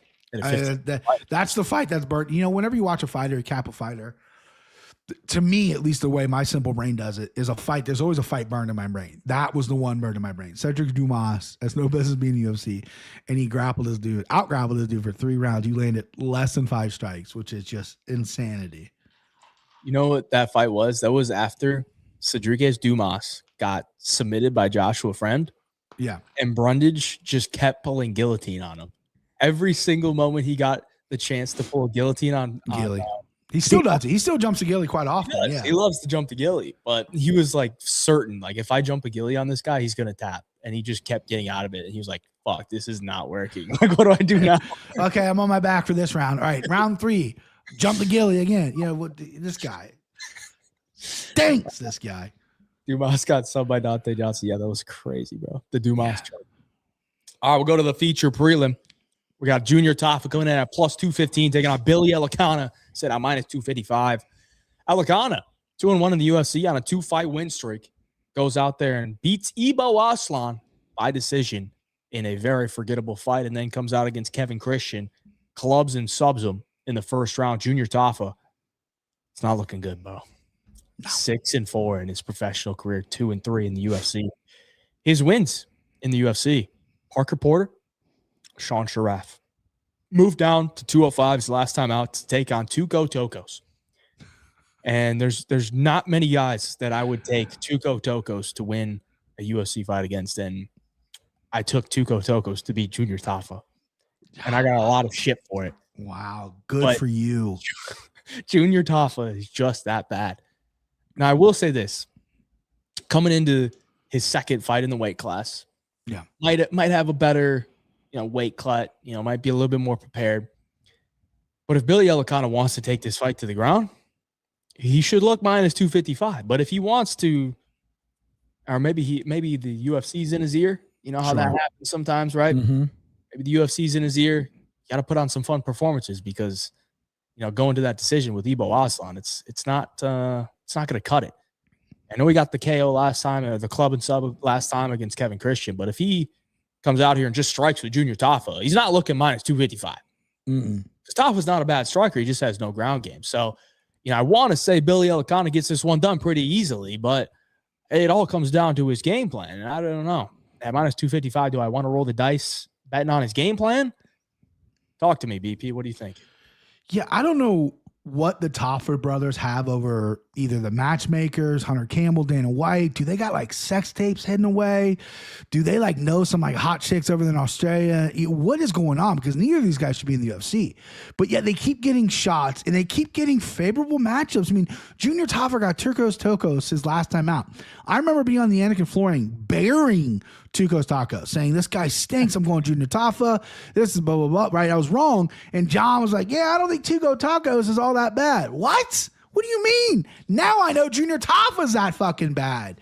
Billy Alakana, again, he's not this great guy. This is a favorable matchup for Junior Tafa because if Alakana goes, I want to strike with this guy a little bit. We're both 6'3". I got the bigger reach. I want to poke around a little bit. I mean, Tafa still has power. He's got good leg kicks. And Alakana obviously has the fight to get to the ground. He's going to dominate. He's probably going to win by submission if he gets the fight to the ground. Not like Alakana's a big submission whiz, but Tafa will give up like he's done in the past. He'll be tired of getting up. He'll be tired of defending takedowns, and he'll submit. And then he'll fucking go to the back and go, I just want to scrap. I just want to do this. Let me back, whatever. It's him and his brother. Same thing. The same sad story every time they fucking lose a fight. And I'm saying this, I'm putting myself in the corner here. If I ever go to Australia and I'm in the same room as the Tafa brothers, I might be in a little bit of trouble. But guess what? I don't care. I'm going to say what I got to say. They both stink. They both don't belong in the UFC. I don't even know if they belong in the PFL. Give me Alakana here, dude. Give me Alakana. I mean, again, minus 255, not a crazy number. It's not a fighter I want to really back all that much. But again, going against Junior Tafa, who is not very good at all, and I don't think he's improving. And he's in that camp with his brother, and they don't change anything up. Give me Alakana by submission. He'll go. Yeah, I gotta really fucking train. If I ever plan to go to Australia, trust me, I will tighten up my jiu-jitsu game, and I'll get some heel hooks there and rip some fucking knees off if I have to, bro. Oh, do you remember the Tafa gang shit, dude? Like, it was never Tafa gang. Yeah. It was really never Tafa gang. Never. The Tafa bros were always bad. And I think they're only on the roster. I think Justin Tafa did get cut, but I think okay, good. They were only on the roster because they need fucking fighters from Australia. And like these guys, at least they're gonna go out there and throw hands. Sure, it's a good point. I don't. They had, but who in Australia is like supporting these guys? Right? Like, are you just blindly supporting those from Australia? But like, it's like, there's a lot of Australian fighters that are way better. I mean, blindly support your country. I get that, but don't say that, David Demetrios. Could see Tafa continue. Let's not have that bad juju. Whoa. Both Tafa's and tattoo last year should ship off the BKFC. Yeah. I mean, they're just not MMA fighters, But yeah, I'm going to pick Alakana here, but I don't know, man. I don't think I'm going to lay the price. What is Alakana by sub? Yeah, that right. I think I got it right here. Plus 190. I can rock with that. Dude. Yeah. Mick Maynard is Australian. That's a good point. Yeah, I forgot Mick Maynard is Australian. True. He's a hard ass dude. I know. Chris Curtis has told me the interactions he's had with Mick Maynard because Mick Maynard books was at 185 and up, and when Chris was at 185, he was like, Mick Maynard's a fucking stubborn bastard. Shout out Chris Curtis, by the way, fighting Mukdek Orbai. Not sure when, but man, that's a tough fucking fight for him. I'm hoping he's gonna be okay with that, but he seems to be like that. Yeah, that is a tough one. Mick Maynard is Australian. That's true. Brian, you a big dude at like 6'3", 6'4". I've met you in Vegas, but you have a lot of MMA fighters that love you. You would never have to worry about that. Appreciate that, brother. Appreciate that. But I'm not 6'3". I'm 6'2" and like change. The last time I got a physical, I said, how tall am I? She's like 6'2", and she's about to do the inches. And I was like, can I tell people I'm 6'3"? And the nurse laughed. Was like, no. And she wrote down 6'2" on the form. So I don't want people to think I'm 6'3", 6'4". I'm 6'2". But I'm fucking massive, bro. Just fucking deal with it. But I appreciate it. Kind words, Shawnee. Shawnee coming to defense. Gotta love it. All right, let's move on. Before we get into the main card, we got to give a congratulations to Tanner Jones for winning the UFC 324 giveaway. He had the highest profitable card on UFC 324 with his picks on 3-Punch Convo. So he won a $200 parlay funded by 3PC. He's going with Benoit Saint-Denis to get a finish. Rafael Fiziev, money line. and Billy Alakana, the man we just talked about, money line. And that is going to pay plus 393. It's already put in. There's your slip there. Tanner Jones, he didn't want to come on the show, which is respectable because I think right before I hopped on, bro, he emailed me and said he might be able to hop on. But we'll get you next time, bud. Yeah, we'll have to get him in here. But there's his parlay, and he's got a leg for us on the 3-punch parlay later on. So make sure you check that out. Stay tuned for that. We got the other segments at the end of the show. Once we break down all the fights, we got 5 fights left. But we also got to give you some information on this week's giveaway. The UFC 325 handicapping contest on 3-punch Convo. Go to 3punchconvo.com, sign up using code BIGJIVE, and you're going to get a free month on 3-punch Convo. You're going to be able to get in and into the forums so you can talk to everybody in 3PC. Got a ton of UFC fighters in there. Nazim Sajikov, Steve Garcia, big UFC names in there as well. Dean Thomas, Ken Florian, Alan Joban. And then, of course, we got the man, the myth, the legend, Chase, the Dream, Hooper, and the top 3 most profitable winners this week. So whoever is the most profitable, the top 3 out of your picks, you're going to win a Zoom call with Chase Hooper, and you can chop it up with the man, the myth, and ask him about his next fight. Do whatever you guys want. That's all up to you guys, but make sure you get your picks in. There's a link down in the description below for 3punchconvo.com. Use code BIGJIVE for a free month. Make your picks, and you'll win that Zoom call if you are the better handicapper out of the bunch for UFC 325. Moving on to the main card. We got Quillen Southill coming in at minus 900, taking on Jamie Malarkey. Jamie Malarkey plus 600. Malarkey, 10-6 to the knockout. 6-6 in the UFC, 2-3 in his last 5. He did pick up a win against Rolando Bedoya at UFC Perth last year. Quillen Southill on a nice streak coming into the UFC. He's 3-0. Couple of big knockouts. One to Anshil Jubilee. Good night, buddy. You're out of here. Another one against Nasrat Hakparas. Still might be sleeping. I didn't know if he was going to get up. But Quillen Southill got a lot of hype on him. He's a big favorite here. How do you see him getting it done, BP? Yeah, I mean, I'm going to be Mr. Obvious here. Minus 900. Of course, I'm on Scout-Killed. Jamie Malarkey, I used to call old cement head, right? I used to call him old cement. That cement has chipped and dried. It needs to be replaced. Dude's chin's gone, right? And he has really kind of adopted his game to wanting to grapple a little more. I get that. And I think that's what he's going to do here. He's going to set his hands up to try to grapple. He's taking this fight on relatively short notice. Obviously in his backyard. I'm sure him and Scout Kid have a little familiarity with each other. Most Australian all fighters have cross-trained before, no matter what part of the country they're from. So I'm sure they know each other to a standpoint, but I like Scout Kid here. I think he's got power. I think he's got personality. I think he's got an overall game. If it's not over in the first round, if Scout Kid doesn't dead Malarkey in the first round, it'd be interesting to see him go 3. And I kind of want to see him get pushed a little bit because Malarkey can kind of can do that a little bit. At least he used to. You know what I mean? I don't know if he can do it anymore. But I like Scout Kid here. Scout Kid. I think he. Are you laughing at how do you say his name? Hey, give it to me again. Give me one more time. You calling him Scout Kid? How do you say his name? Give it to me. Southill. Southill. Give me Southill. Hey. Yeah, give me Scout. Give me Quill. Give me Q. Give me Q. I'll just go Q. I'll give him a nickname. Give me Q to get it done. I like my knockout, and I like my knockout round 1. After that, hopefully we get to see a little more skills out of the kid. But yeah, I mean, again, it's a no-brainer. I'm going to go Quillen. Yeah, Bill and Southill with a KO, trying to get my money's worth in some other bets. Malarkey looks identical to that Jacob from We Want Picks mirror image. Kind of does. Yeah. I don't know who We Want Picks is. I don't know. I'm not familiar with that. YouTube. Pickers, betters, UFC. I'm gonna look him up. You do your thing. I'm gonna Jacob. Jacob, he definitely kind of does look like him. Yeah. Shout out to Jacob. Jacob's a funny guy. Dixon. Hey, Job, I'm telling you right now, Southill is gonna carry Jamie to a decision. So his boys back home. Yeah. That's your fat ticket on the juicy decision odds since he can't guarantee a KO or a sub. Decision is much easier to do. I actually mentioned this on Dan's show last night that I was on. I was like, dude, what are the odds? Like Aussie versus Aussie. Is he going to take it easy on him? Like, I feel like Southill knows this is a fucking easy knockout if he wants. Is he going to maybe hit the club and sub? Is he maybe going to if he does rock him, like, is he gonna hold back a little bit? I don't know, man. I don't know. But Malarkey's chin is just so bad. It's like bad. It's bad. So bad. BB's pronunciation skill, dude. They are the best. I actually love that you pronounce names like fucking terrible because it makes it entertaining. So bad. Makes it entertaining. Literally, I'm just not good at it. People thought it was a bit for a while, right? And I practice because I'm fucking doing it with John Anik, who's gonna correct you every time. Yeah. I can't do it. Scout kid. Scout kid. He's the scout kid, man. Q man.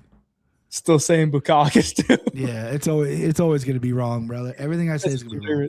Doesn't deserve a correct pronunciation. Alakana is not a favorite matchup for Tafa, in my opinion. Question mark. Huh. Interesting take. At least doesn't look like Angelo. Yeah. I looked up that Jacob from We Want Picks. Yeah, he was looks he? Like, yeah, looks like it. Yeah, got him. Yeah, I think a little bit bigger head on Malarkey. You know, kind of a Mega Mind shape on that one. You know. Yeah, the top of the skull is bulbous. Yeah. It's like a light bulb. Big head though. I mean, for having a bad chin, you'd think you might have a smaller head. Poor Malarkey, about to get the baker's foot. Imagine he hits him with another fucking KO. Head kick KO. Alex Perez? That's how you say it, bro. It's easy. That's an easy one, Russ. I hate every fight this weekend, man. That's Joe. I Am Saturday. Shout out Joe. Yeah, I remember I Am Saturday. Shout out to you, bro. He's a good dude. I kind of agree with you though. Like a lot of these are tough to like actually find a good bet on. You know, either I'm gonna have a great weekend or my weekend's not gonna be so great. My last weekend, boys, if I can indulge for a second, my 8-year-old daughter, Friday night, I have a 2-week-old 75-inch TV, right? Bells and whistles, gorgeous thing. Her and her sister are playing. She throws a Barbie, shatters the middle panels of the LED or whatever, gone, destroyed. So Saturday morning I had to go because I was having a buddy over for the fights, and my TV's broken. Try to go buy a new 75-inch TV on Saturday. And I did not do good on my bets. Patty did not help me out. So your boy was down. It was a rough weekend from your boy. But I will say this. Being a 90s kid, if that happened to me, like I would have been screamed at. I would never got grounded in my life, but boy, I would have been yelled at. And if it happened to all my friends growing up, it would have been didn't yell at my daughter, right? She's a sweetheart. She has nothing wrong. I was very upset though. It was devastating to me. I couldn't believe what happened. It's one of those things where like you're just furious, but like you can't. I couldn't believe it was an accident. I couldn't believe. She's crying her eyes out. I'm like, what do I do? My wife wasn't home. I'm like, what do I do? And then I just go, all right, fuck it. And I literally go buy the same TV, same exact TV at Best Buy. And the dude that helped me out to put it in my truck was the same guy that helped me before. And I just wanted him to be like, didn't you just buy one? He didn't say anything, but I was just like, yeah, dude. Yeah, fucking yeah, dude. I did. Didn't have like a warranty on it or anything? It did, but not for when your kid throws a Barbie at the TV. Yeah. Like, you know, and then like trying to get a screen fix is not worth it, you know? So it's just, I had to fucking eat the cost, dude. It was tough. And on top of like the money, like setting up a big TV like that is like right. And then all of Saturday, you know, because I went and got a Saturday morning. Everyone's preparing for the big snowstorm, so everyone's out. Traffic's crazy. I got to go home. I got to remount it. I got to do, you know, all these things. My wife wants the TV lower, so then I had to move the original mount lower, and then she's bringing up other shit. I'm like, fights start at 5 now. Like we don't got a lot of time to be doing this. Let's get going. But no, it all worked out. TV was glorious, and my daughter. Yeah, I would have been beaten furiously. Yeah, that's what I'm saying. Like my parents didn't, you know, if you understand my stepdad's relationship, I've been able to beat my stepdad up, and this is no joke. He's like in the tech field, right? He's a skinny little dweeb. I've been able to kick my stepdad's ass since I was like 12, right? So I would have never been beaten on because he would have got his ass kicked. And I'm not joking. This is true. If there's anybody in the chat that grew up with me, they can vouch for this. But yeah, I would have been in so much hot water and so much shit if I ever did that. My real dad probably would have killed me if that was even an option. But yeah, I handled it well.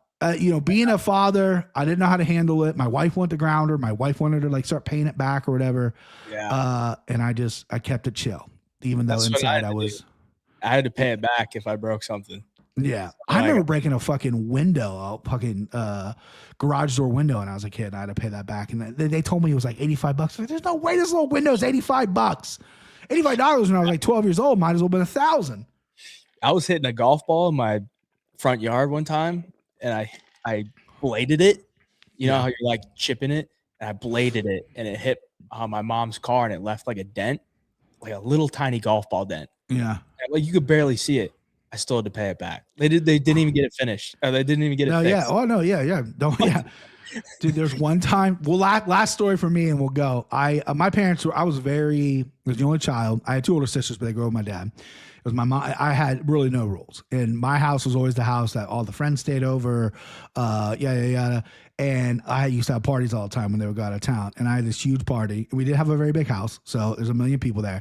And my stepdad had fish tanks everywhere. We had 3 huge fish tanks in the house. A fight broke out downstairs, and this 128-gallon fish tank is like wobbling. And it's in the computer. It's like down by his computer. He collects records and CDs and DVD. And I'm like, if this thing falls, I'm going to be dead. I'll be kicked out of the house probably. So these 2 idiots that are fighting, who I don't even know, dude, I swear to God, I just picked up one by the collar, threw him over here, picked the other one and fucking tossed him over here. I was like, come help me with this fucking fish tank, dude. I can't even imagine if that would have happened. But listen, I'm glad I have girls, because if I would have had boys and they're anything like me, I would have been it would be a nightmare. But shout out my girls. Trauma dumping it all, babe. All right, let's go on to the heavyweight bout. We got Tai Tuivasa taking on Thales and Teixeira. Teixeira comes in at -370. Tuivasa plus 215. I think it should be a little more than that. Plus 295. I might have fucked that up. Tuivasa, 5-fight losing streak. He's sitting all of 300 some pounds. Dude, I listened to an interview. He said he was 150 kg, which I think is about 330 pounds. Yeah. And then I watch him bedded a couple hours later. I see Tuivasa in just a deep sweat. Like he's hitting pads. He's got like the sweatsuit on. He is just drenched in sweat. I'm like, this dude probably is cutting hard weight to make 265. 100%. Like, there's no way he's having like an easy drop to 265. So you got to keep an eye on that one. When he's weighing in, I'm not sure if Tuivasa is going to make weight, but either way. Tuivasa and I are built kind of the same. I have a real big lower body, and I hover around 290, 300 pounds as well. If I cut and I try to get like below like 285, it's and I'm not a professional athlete, but it's tough. This dude was hanging out like 330 for a while with a long year off, or long year and a half off. He's definitely cutting some serious weight. It's going to be interesting, dude. Yeah, he's big, and with the 5-fight losing streak, the fact that he blew up in weight is not a good sign. No, he's coming in as a big dog. We know he's got power in his hands, but it hasn't really been shown, recently. And Teixeira's coming off the KO loss to Derek Lewis. Not much happened in that fight other than Derek Lewis landing a left hook and following up with some shots. Teixeira is on his way to get up. He grabs the cage. Herzog steps in, fight's over. And other than that, his only UFC fight was like a 20-second fight against Justin Tafa. So there's not really much that we could take from Thales and Teixeira, but if he has anything here, I feel like he should be able to get it done. Because outside of a round 1 KO for Tuivasa, I don't think he's got much left. And Teixeira's never been to a second round, which I don't love, because at least last week with Lewis and Waldo, we know Waldo has good cardio. We know Waldo's a durable guy. So if the fight does extend, like, Waldo's going to pull away. And he did. We don't know that with Teixeira, but I got to feel like I would favor him if the fight does extend. He's the longer guy, taller guy, younger guy, fresher guy. Definitely got more motivation coming into this matchup. I think it's Teixeira. What do you think, BP? Yeah, oddly enough, I flip-flop on this just because of how bad Derek Lewis fought last. And he knocked out Teixeira. Derek Lewis has an overhand right hand at this point, and that's it. And Teixeira walked right into it. And anybody can get knocked out by Derek Lewis. It is what it is. But it's like the arrogance of him coming into that fight thinking that it wasn't going to happen is crazy. Ty's fought tall guys before. He's fought a lot of tall guys in the division. And obviously for the UFC, for the marketability, Tai winning would be huge. Tai winning, getting a knockout in Australia, Shui, the whole 9 yards. Being 1-5 in the UFC heavyweight division for Tai Tuivasa, that's a new contract, right? 1-5 doesn't mean nothing. That's a new contract. I don't see it happening though. I see Teixeira just staying from the outside. I think the loss kind of maybe woke him up a little bit. He knows what Tai Tuivasa is going to do. He's going to throw some big overhand rights, pretty quick for his size as well. I just think Teixeira stay long, 83-inch reach, and get the thing done here. I mean, maybe not look for the knockout. The knockout will probably come. It's not like Ty's some big cardio machine as well. He throws hard enough and enough in rounds 1 and 2 that he will be tired by 3. He also has no defense as well. He's typically wearing it by the end of the fight. In the fact that he's been off for so long, was as heavy as he was, cutting weight for this fight against a pretty good young fighter doesn't bode well for Ty, unfortunately. I'm gonna go Teixeira here. Teixeira by KO. I don't know when he's gonna get it done. I really would like to pick a round, but I'm gonna go Teixeira KO, which probably isn't that great if we're being honest. Yeah, I mean it's like minus 167. Yeah, minus one. Okay, I was gonna say it's. Oh wow, on BetMG or Bet365 it's minus 190. Whew. Yeah, I don't know where I'm going to get to. Maybe I'll just pick a round, but Teixeira. Ty's still tough, man. He still wants to hang in there. But chat, let me know if you want to hear a little story about me and the Tai Tuivasa experience. I do, because I brought him up last week and maybe in a derogatory way, and you immediately defended him. You said, "Whoa, bro, no Ty bashing on the pod." So I got to hear it, bro. Ty was like one of my favorite fighters when he was on his run. Okay. Because he'd be like near pick him every fight. I'd bet on him and he'd get big KOs, right? He was on a 5-fight winning streak. And when he fought Derek Lewis, this was like my prime drinking days, right? I don't really drink that much anymore, but these are my prime drinking days. He's fighting Derek Lewis, and I'm at the bar, getting hammered, right? And getting lit. Yeah, this is like the prime Tuivasa era. And so we're getting hyped up for this Tuivasa fight. I got money on him. He's a plus 180 dog to the Black Beast. We got to fucking fire this shit up, right? So we start doing shoeys at the bar. And I got these white Air Force Ones. And they're made of like this like fly knit material. Mm-hmm. So they're not like leather. And I'm pouring Twisted Teas into these shoeys. Yeah. I'm doing them at the bar. And the first one I do, I realized, fuck, dude, like I just did that in my own shoe. So now I have to wear this wet shoe. Yeah. And so I wear them and I get my socks drenched, right? So then my socks are drenched. So I take my socks off. And then we're like, we got to do another one. We got to do more. That's just what you do at a bar. You just do more, right? So I'm barefoot in my Air Force Ones. And nobody's going to give me their shoe because their shoe is going to be wet then. So I'm like, well, I got to do it in my own shoe. Like I got to do it again. So I take my shoe off. So then I'm barefoot at a bar doing the shoey. Yeah. Do it again. Put my shoes back on. 20 minutes later, we do another one. I'm taking them off. Do another one. So I got my bare feet on the disgusting bar floor. Going back into my shoes, and then I'm pouring a drink into my shoe, and then I'm doing the shoey, and then we're about 4 shoeys deep. Then the Ty fight comes on, and he knocks him out. So just imagine how many more shoeys. Yeah, bro. It was, looking back on it, the most disgusting thing I think I've probably ever done in my life. So let me ask you this question. But Did you or someone else spit in the shoe too? No. Okay. No. That is what grosses me out. No. I did a shoe in Anakin, Florida. I didn't spit in or anything. I just chugged a beer out of this last beer I ever drank. Chugged it right out of the shoe or whatever. But the spitting, you're supposed to have someone else spit in it. That's oof. I can't do that, bro. Dude, I mean, I was sauce, but like I can imagine. I was still there. Like they're Twisted Teas, right? But like I can vividly remember being on stage, pouring the shoey in with my white Air Force One that is now brown. Yeah. And all the chicks looking at us doing these shoeys, and they're just disgusted. Sure.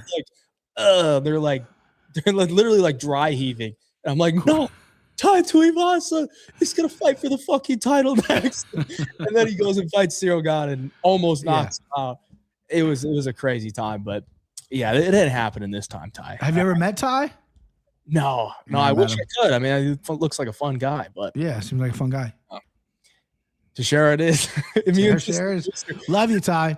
I mean, this was like during COVID too. Like this is 2022. Like not dead COVID, but like. But I mean, COVID still. Yeah, that's. I'm not a germaphobe by any means, but I used to wear back in when I was younger, being an old guy. A lot of guys wore flip flops a lot, right? Flip flops, with fucking khaki shorts and all that shit, right? The prep look. And I can't believe I wore flip flops all these places I used to go to. I mean, I wasn't technically barefooted, but I was. Oh, that grosses me the fuck out. And you're barefooted in a bar, which is it was gross. It's gross. It was at Red Rock in Madison, Wisconsin. Yep. Shout out. Is that the same Red Rock that is connected to the Vegas Red Rock? No, not at all. Not at all. I've been cool if it was.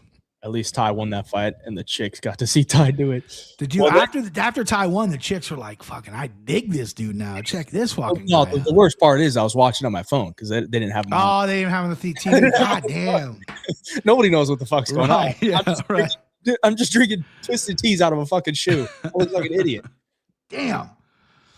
All right, let's move on from the Shui Vasa experience. We got Rafael Fiziev coming in at plus 105, taking on Mauricio Hoofy. Sit down minus 125. Hoofy coming off the loss to BSD. Fiziev coming off the win to Ignacio Bahamondes. It's going to be a good fight, BP. Who you got? Yeah, I lean heavily on Fiziev here. Plus 105, I like it. Hoofy, obviously, regency bias. He didn't look good against BSD. He got exposed. His striking is great, but sometimes even before the BSD fight, he doesn't throw enough for me, right? And if you look at Fiziev, besides Justin Gaethje, this dude does really well against strikers. Like, he is a really good striker himself. He teaches a lot of Muay Thai over in Thailand. I believe he lives in Thailand. The kid is nasty, even though he's a smaller guy.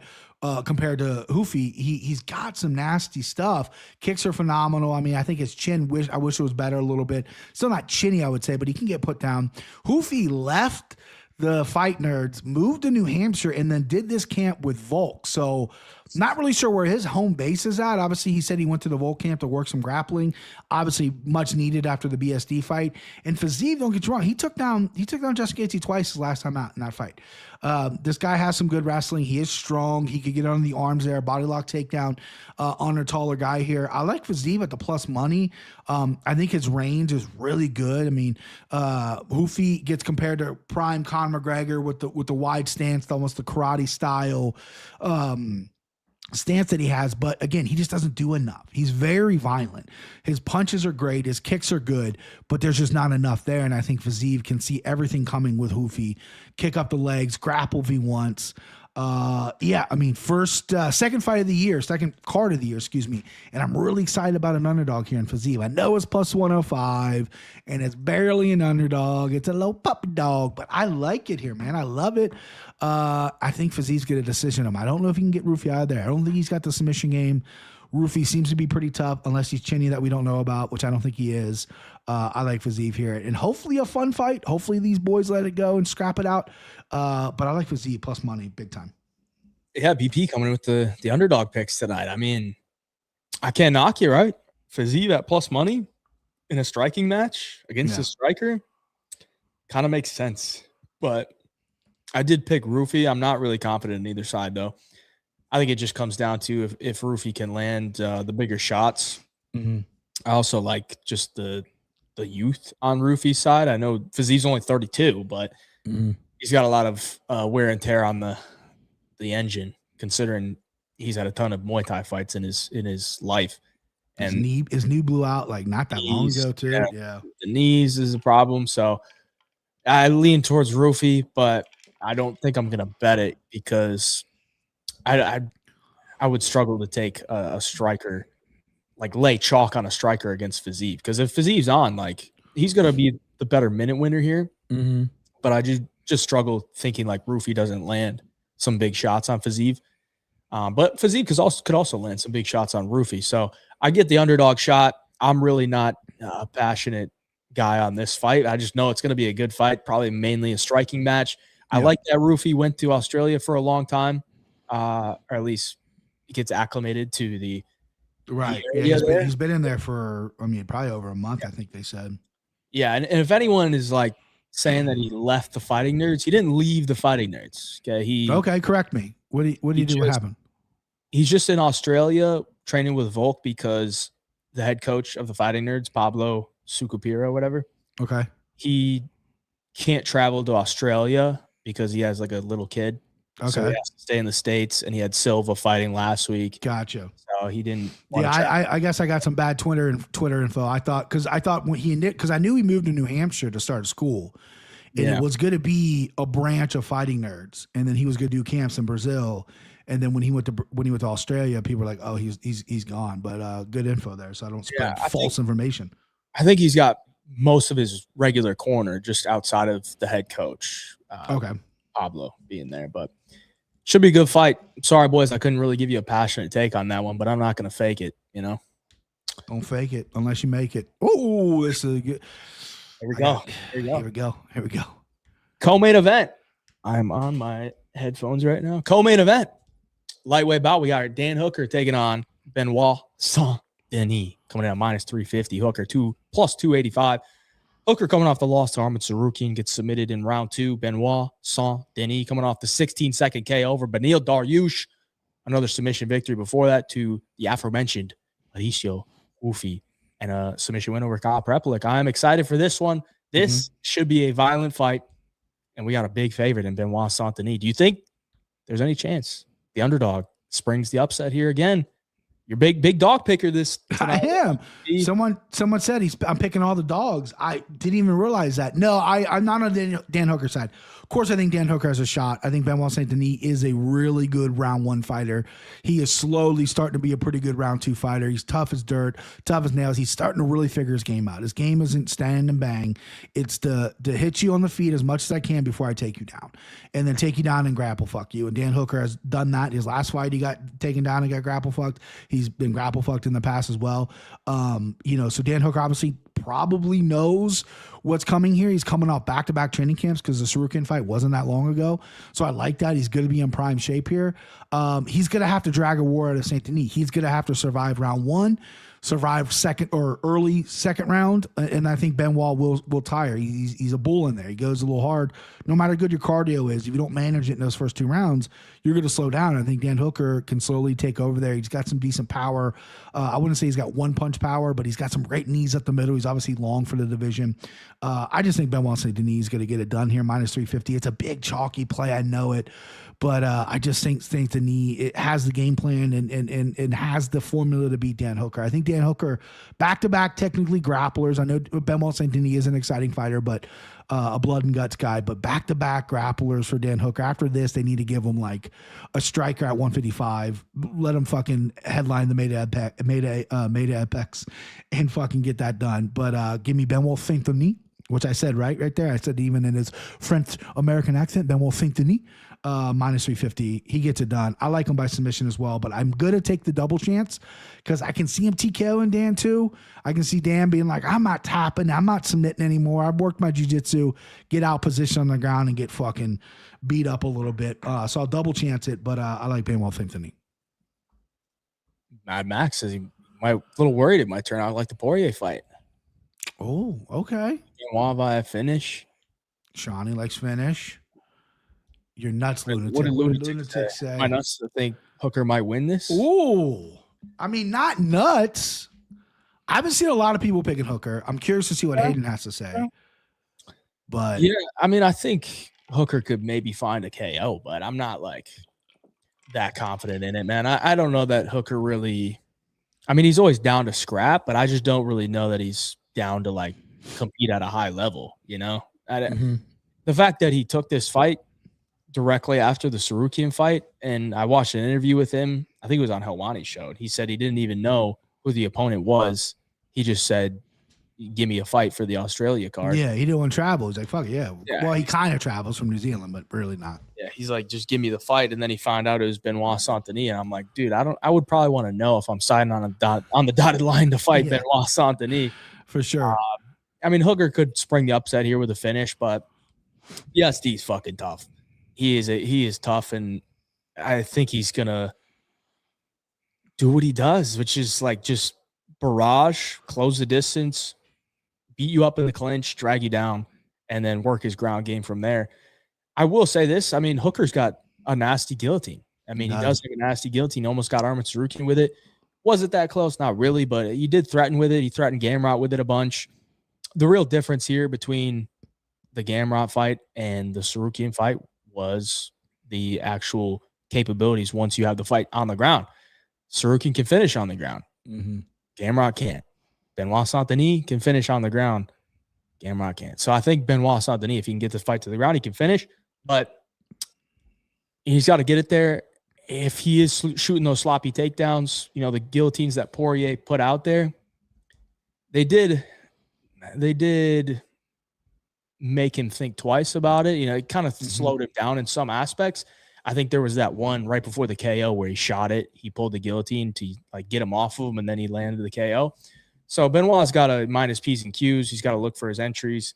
But I think he really just beats him up in the clinch here because he's a long, lengthy guy. And at range, he's not going to have like a ton of success. But if he can keep the range, it's where he wants to be. But the thing with BSD is he never allows you to keep the range. He's just going to I don't think he's ever taken a backward step unless he's hurt. I mean, this guy just forward. Come forward.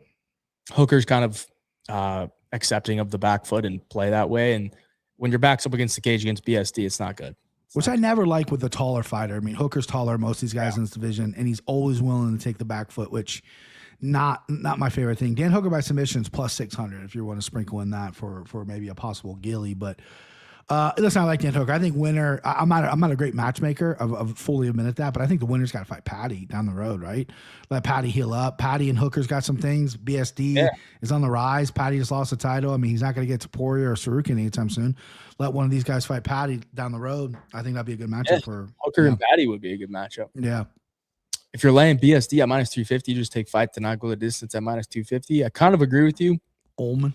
I did lay not minus 350 on BSD, but I did put him in a parlay. But I do agree. I like the fight to not go the distance or the straight under 2.5. Yeah. A little bit better than the money line at this point. Hooker's the greatest lightweight intro into the top 10 into the division. He's so long with big leg reach. He does have a fucking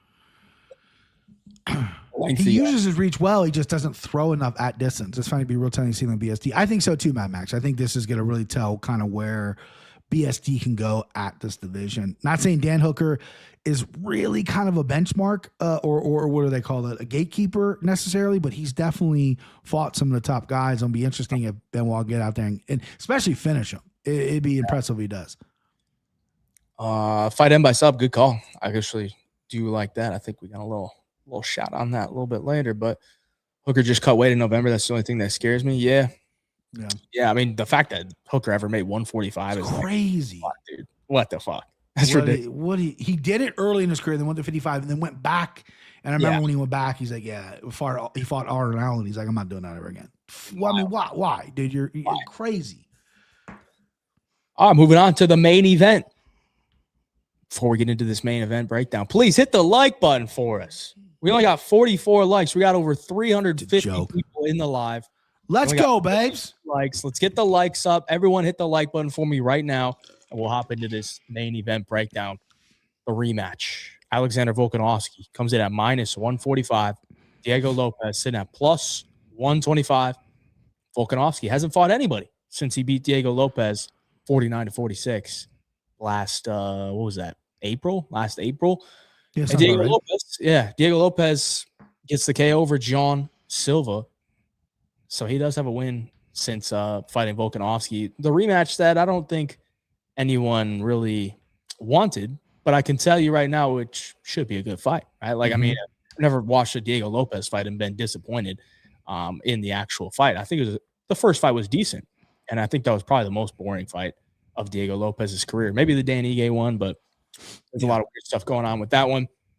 I'm interested to hear what you got to say, BP. I'm going to let you go first. Yeah, so I'm on Lopez. I'm not going to bury the lead. I like Lopez. Another underdog. Chalk it up for the boy. Volkanovski's rematch ability is pretty great, though. That is something I've been keeping an eye on. He rematches really well. I mean, the third Max fight, it was a shutout, right?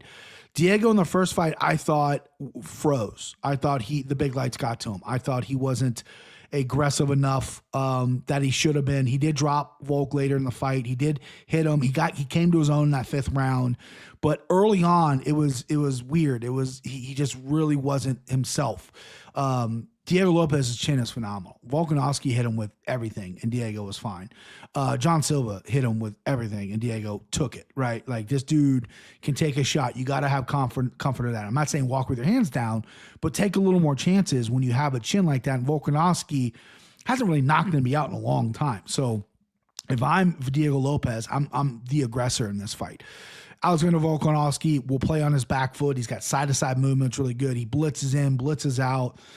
He counters really well. He can mix in wrestling when he wants to. Not sure he wants to do that with Lopez because Lopez on the ground is pretty good. But yeah, I just think I've rewatched the first fight several times, and if this was Volkanovski at a little bit younger in his career, I think Volk could maybe win a decision and win this fight again, maybe a little bit more impressively. I mean, 49-46 is a pretty goddamn good scorecard, but I think he maybe would sweep him, 50-45, skunk him. But I think Lopez gets it done. I think Lopez gets it done by knockout. I think Volk's going to get caught here, and I think he's going to get put out. Don't see it. Maybe a club and sub because the Diego apparently jiu-jitsu is out of this world. Maybe get clipped, fall into a choke or something. I just see Lopez clipping Volkanovski, and I think this opens up 145 hugely because you got Diego Lopez who wants to stay active. Lerone Murphy should be in this spot. Morsov Evelev, who's boring, should be in this spot. Evelev has history with Lopez. Lopez has been wanting that fight forever.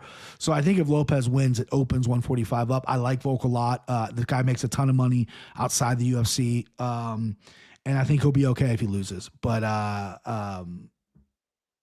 give me Diego Lopez. Give me him by knockout. And I think it should be a fun fight as long as it lasts. Is Volk a corpse? Is he the corpse of the week? No, there's no corpse. I'm not doing that. I don't see any corpses on this card so far. I mean, maybe Junior Tafa, but he's a little too young to be a corpse. But no, I don't see him being a corpse.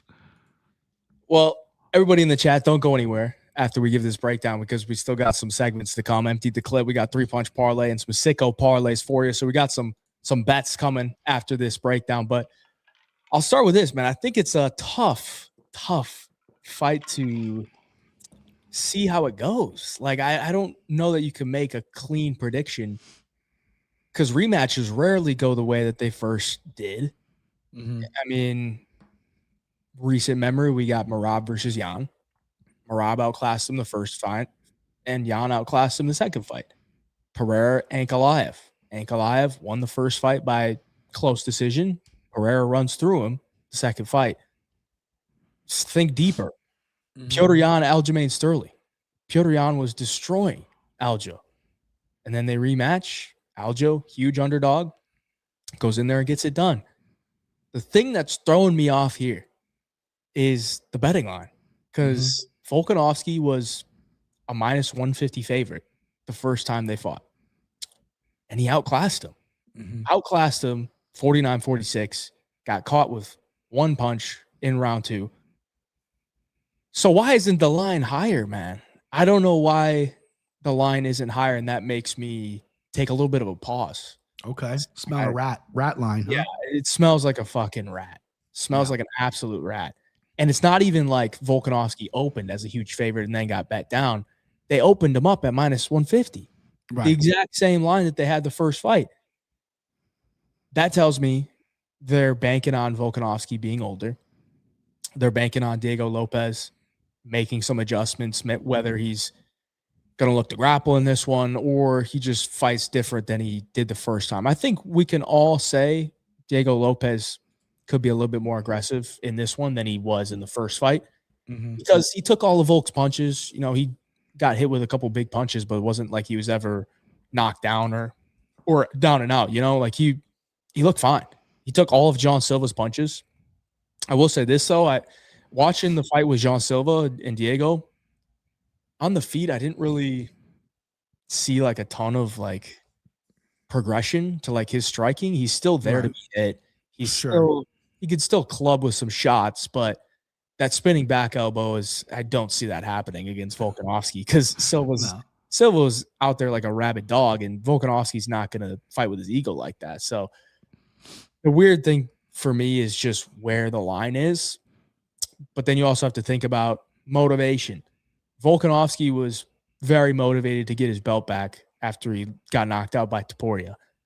And now he's got it back. And that was Diego Lopez's first 5-round fight in the UFC. That was Diego Lopez's first chance at the title. So he's got a lot more motivation coming in here to not only win the title, but beat the guy that outclassed him 9 months prior. So I think it's Diego Lopez or pass, man. I think if you're going to take a shot on the fight, I think you go with Diego Lopez to get a finish, because I do think it would be tough for him to win a decision against Volkanovski. It's not going to happen. The thing that's tough for me to kind of pull the trigger on Diego is Volk has only lost to one guy ever in the weight class. Mm-hmm. That's fucking Elliott Topuria. Like, right. And outside of the weight class, it's Islam Makhachev. So, I mean, sure. Those are two of the literal two best fighters on the planet. I'm going to take Diego. I picked Diego, but hesitation. Yeah, I like that. That to me screams this fight's going to fuck. I think this fight will deliver, right? I mean, Volk could get starts in round 1, or it could go 5 and then be fucking tits out. I like your hesitation though. Like I'm more of a all in kind of guy, but you are more cerebral, which I like. We need to have that between us, and I like that a lot. It's an interesting one, man. I did see Lopez to get a knockdown at like plus 140. I like that. It might be the better play. The way Volk moves so much is almost like Dominic Cruz at the end of his career. Dominic Cruz will get dropped because he's on his heels. I mean, he got clipped, but Volk moves so much, you get caught in the end of the punch when you're moving back or forward or whatever, side to side. I mean, you don't have your feet under, you go down. Michael Bisping's talked about that extensively on his podcast, which I thought was really interesting. So knockdown, I think Volk's get knocked down for sure. Yeah, if anything, if you got to go money line, I think you go Diego. But if you're going to play him, I'd rather play him inside the distance, probably early on, Pin by knockouts plus 325, but Volk by knockouts only plus 375. I thought that'd be way higher. That's interesting. Yeah, that is interesting. All right, what do you say, BP? Should we make some parlays? Let's make some parlays, babe. 0 for 1 on the empty the clip for BP. It's okay. Here, kind of look for some revenge. Who are we going with? Well, this is almost embarrassing for me to do this. Hold on, let me. I don't even know who I picked. If I'm being honest with you. Hang on, bro. Put it on the screen. Yeah, go put it on the screen because I forgot who I picked. Okay, it's here. I almost said Ben won't say Denis. I forgot who I picked. No, listen, it was between 3 guys for me. It was Lopez, Fiziev, or BSD. Those are the 3 guys I'm most confident in. The 3 final fights of the card. And BSD's a little too high, and Fiziev is fighting a guy who I don't know enough about yet in Hoofy. Hoofy can win. I think Lopez is primed to take this spotter. I think he, the UFC knows he's in a phenomenal shape. He's big for the division. And Volk, again, Hayden mentioned it, the motivation. He doesn't really have one foot out, I would say. But if he loses, he's done. He's retired. Like, he's already kind of admitted that. So that's already in his head, right? I think he's going to come out. He's going to give it a best shot. I just think Lopez is going to get it done. So he's got to be my empty the clip. He's going to be my darling. And if since it's plus money, it's even sweeter. The chat's bouncing around. They're a little up and down. I mean, I see a lot of Lopez love, see a lot of Volk love. Again, that's how you know it's going to be a phenomenal fight. I'm excited for this card. Australia pay-per-views are usually hit or miss. Name value wise, it's not off the charts, but I do think we got some fucking winners in here and some really good fights as well. Little plus money. Empty the clip on the plus money, BP? Why not, bud? Let's dance a little bit. It's an underdog night for BP. He's going to fucking empty the clip on the underdog. All right, let's go to mine. I'm in sights. I got the name tag on. Who are we emptying the clip on this Saturday? BP, I got to tell you, all right? So I played a lot of sports when I was young, right? Sure. And, high school, college. And I'm thinking like, these coaches that I got, pretty risky guys, right? This is their jobs. This is their livelihood. And they're trusting 18, 20-year-old kids to go out there and perform so they can keep their fucking job. I know this is. And I said, there's no way I will ever be a coach for a high school or college as like my main profession. I can't trust 18-year-old kids, 20-year-old kids to go in there and perform for me. Of course. When my job's on the line, this is my livelihood. But when it comes to betting on MMA. Yeah. I like my fucking 20-year-olds. All right. Yeah. I know it. Sulang. There he is, baby. Bring out the fucking Rangbo. Bang, Love bang, it. bang. Sulang Rangbo. Empty the fucking clip on Sulang Rangbo. Moneyline, KO, KO1, KO2, whatever you want to do. I love it. This Chinese dude, he's going to go in there and fucking put Lawrence Liu into a fucking body bag, all right? See ya, Lawrence Liu. Don't let the face fool you, all right? This guy's a killer. This guy's a fucking killer. He's been trained since he was 3 years old, all right? Before he could fucking walk, he was throwing punches, all right? Sulang Rangbo, empty the fucking clip. Empty the fucking clip. What do we think? Empty it, babe. Chat, what we got here? We got. Out of all the fighters I tape study for Road to the UFC, this kid jumped out of me like nobody's business. His striking is slick and smooth. He's nice. We'll see if the 20-year-old cashes in for me. Now we got the 3-punch parlay. We got one leg from BP. We got one leg from me. And we got one leg from the winner of last week's giveaway. Tanner Jones. Thank you, BP. Leg number 1, BP. It's going with Benoit Saint-Denis. I went a little chalky, boys. I do apologize. I was a weak leg. I mean, we went one. Hayden was the only one that hit last week in our 3PC parlay. So I need a winner, and I do think he's going to win. He's again one of my 3 most confident plays. So give me Benoit Saint-Denis. Yeah, 3-punch parlay is 0-1. So we got to bounce back here. And I'm throwing Rangbo in there. Minus 250. I love it. It worked for you last week, bro, when you double down your guys. Right? We got to have something in there, right? Yeah. And Tanner, he's going with Southill inside the distance, minus 385. Now it's plus 129, it's 3-leg parlay, but it's plus money, eh? It's plus money. We could cash this little bankroll builder. We take some heavy chalk. We roll into Saturday. We cash it. We go into next week.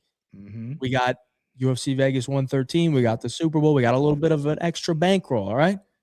There's your 3-punch parlay. Chip in the chair, boys. You ain't gotta hit a jackpot every time. We're just chipping away.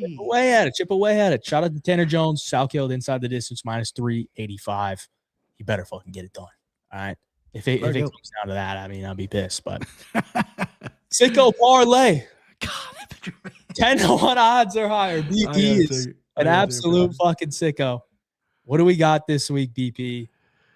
I gotta be honest with you. I love my sicko parlay. I loved it last week though. But yeah, Lopez KO plus 325, Fiziev decision plus 180, and we got Benoit Saint-Denis double chance KO sub minus 135, 1971 plus 1971 on you, almost 2,000 to 1. That's how we do it here. These are all confident plays. These are all this bet. The only bet I've played so far is this one right here. When I was building that, I said, yeah, fucking fire away right now, dude. Sent it to Hayden.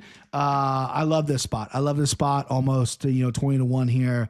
Yeah, dude. Yeah, I'm sorry I'm distracted by that fucking little person picture of me. It's the funniest thing I've ever seen. I took a picture of it. I got to send it to my wife, get her real excited. But yes, no, give me that, baby. I'm a sicko. I mean, if they all win, like that's how they win, right?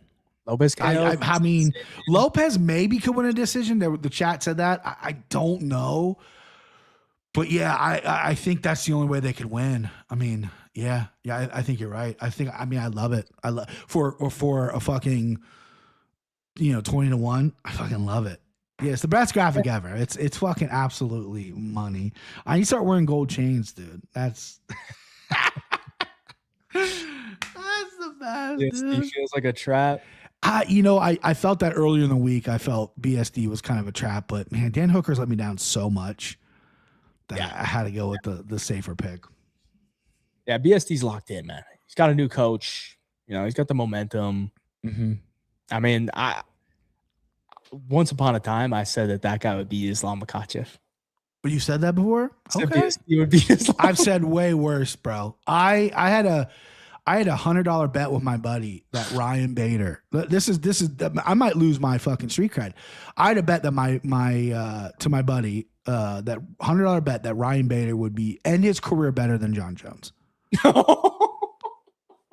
Yeah, this is after they fought. This is after Jones beat him. I said, don't worry, they're going to fight again, and it's going to be fucking Ryan Bader. I'm telling you, Ryan Bader's going to be better than John Jones. That has been said. I lost $100. I mean, I've said that out of my fucking mouth. It's pathetic, I know, but listen, we're honest here. We're honest people. Fun fact about Ryan Bader: the only time I've ever bet 10 units, was Renan Fajeda versus Ryan Bader. Smart man. I had 10 units on Renan Fajeda, and it took him 30 seconds to get me my 10-unit win, which is pretty awesome. Smart man, dude. Looking back on it, I'm like, wow, that was a little bit risky, man. Fuck it. Yeah, my biggest play ever was 6 units, and it was Izzy versus Jan. So, and I was on Izzy, so I obviously lost that. That hurt. That hurt. No. That hurt bad, bro. I was confident. Oh, I was confident. Geez. It was rough. Let's see your sicko. All right, my sicko lay. 10-1 odds or higher. First leg, we're going BSD and the under 2.5 rounds. Okay. So not BSD inside of this. We're gonna get that number down to a -110. He's gonna finish him within 2.5 rounds. Leg number 2. We're going Cam Rousson to win in round 1 or 2. -112. So we're going right around pick him for the first 2 legs. We got to juice it up a little bit for the third leg. And honestly, I was really struggling to find like a solid ball. It's a tough card to do this. Yeah. Because there's do you really want to trust like a Billy Alakana to get a submission? Like, I don't know. Do you want to trust, do you want to take Taliesin Teixeira at -167 by KO? Like, not really. It's not going to juice it up. So we need something to juice it up. Diego Lopez in the under 2.5 rounds. Wow. That's a good number for the under too. Wow. 350. So overall, we're scraping a little over 15-1, +15, 33. It's not as big as BP's again, but if we hit that Rousson round 1-2, we go to the co-main, BSD gets it done, then we got a nice ticket on Diego Lopez to get it done in the under 2.5 rounds. So. Are you a Sonic the Hedgehog? Are you a hedger, or do you let it ride always? No, unless it's like real big money, sure, like life-changing money, like nah. Like if it's a win for like $10,000 or more, then I might hedge a little bit. Sure. Like I'll probably hedge out for like 1,000, like to guarantee I win like 1,000. Yeah, but other than that, like nah, I'm not much of a hedger, and I've never cashed anything out in my life. Really? Yeah, I've never cashed anything out in my life. I have hedged. People get DM me all the time. That's like one of the big like betting advices I get. Dude, look at this parlay. Should I hedge? Should I would? Yeah. And I always just tell them to let it ride. But honestly, there's no. I mean, I know people look down on people that hedge, but sometimes like I've hedged. I've done it. Fucking. You know what I mean? What are you gonna do? Never cashed out, but I have hedged. Hedge is always a better way to do it, in my opinion. For sure. Like cashing out is kind of like the lazy way to do it. Yeah. Lazy Bet MMA. Not the first time BP has heard it's not as big as his. Ayo! Ryan cashed out his Modi B ticket. I bet he wishes he did. I fucking wish I did, bro. Staring at that thing, just come on, do something. What that famous meme? Watching do something. Go around the octagon not doing anything. I'm like, this is exactly why I've never been a Modi B guy. He couldn't throw a straight punch. I'm like, bro, Nikita Krylов's head's here, and you're throwing here and here. Just fucking straighten something up. Yeah, no, literally. Like, every time that they would throw, I'm like, holy shit, Krylov's chin is way in the air. It's right and he there. Just couldn't find it. He couldn't find it. It was right there. I kept screaming like, bro, it's straightened. And his corner was telling him. I heard his corner in that thing.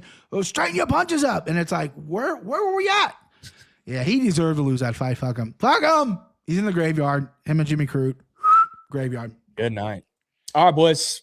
Want to remind you want to get your picks in. Put them on 3-punch combo. Use code BIGJIVE. Get you a free month. And if you're top 3 most profitable handicapper of the week, then you will get a Zoom call with the man, the myth, the legend, Chase the Dream Hooper.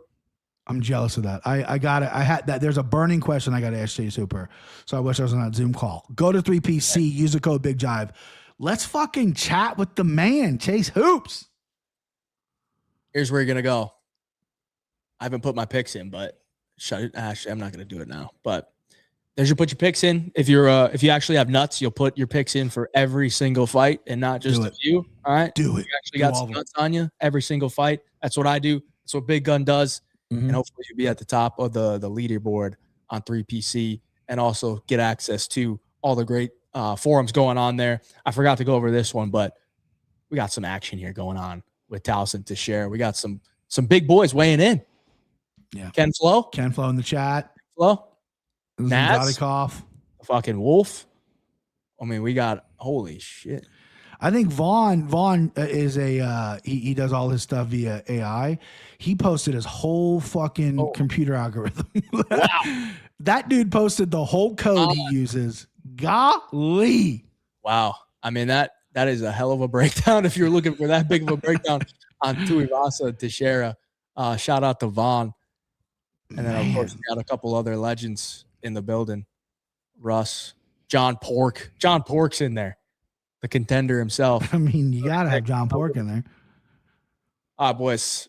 Appreciate y'all for watching tonight. That's going to do it for the show. Hit the like button for me before we hop out of here. Subscribe to the channels if you're not already. And BP, got any last words for the viewers? I mean, it's a little bit of the elephant in the room. I've been seeing a lot of people rally behind me after the Anakin Florian thing. I'm not going to get petty. I'm not going to go negative. Kind of said my piece already on Twitter, but the support that you've given me in the comments and on 3PC and just DMing me in general, I've had a lot of really big people in the industry DM me that was really cool to see the support for your boy. I love it, guys. You guys are awesome. But, bigger and better things here with Hayjive. The real gamblers, the real cappers, the real guys who love this sport. And we're going to take this shit to the moon, baby. So I love you guys. Thank you.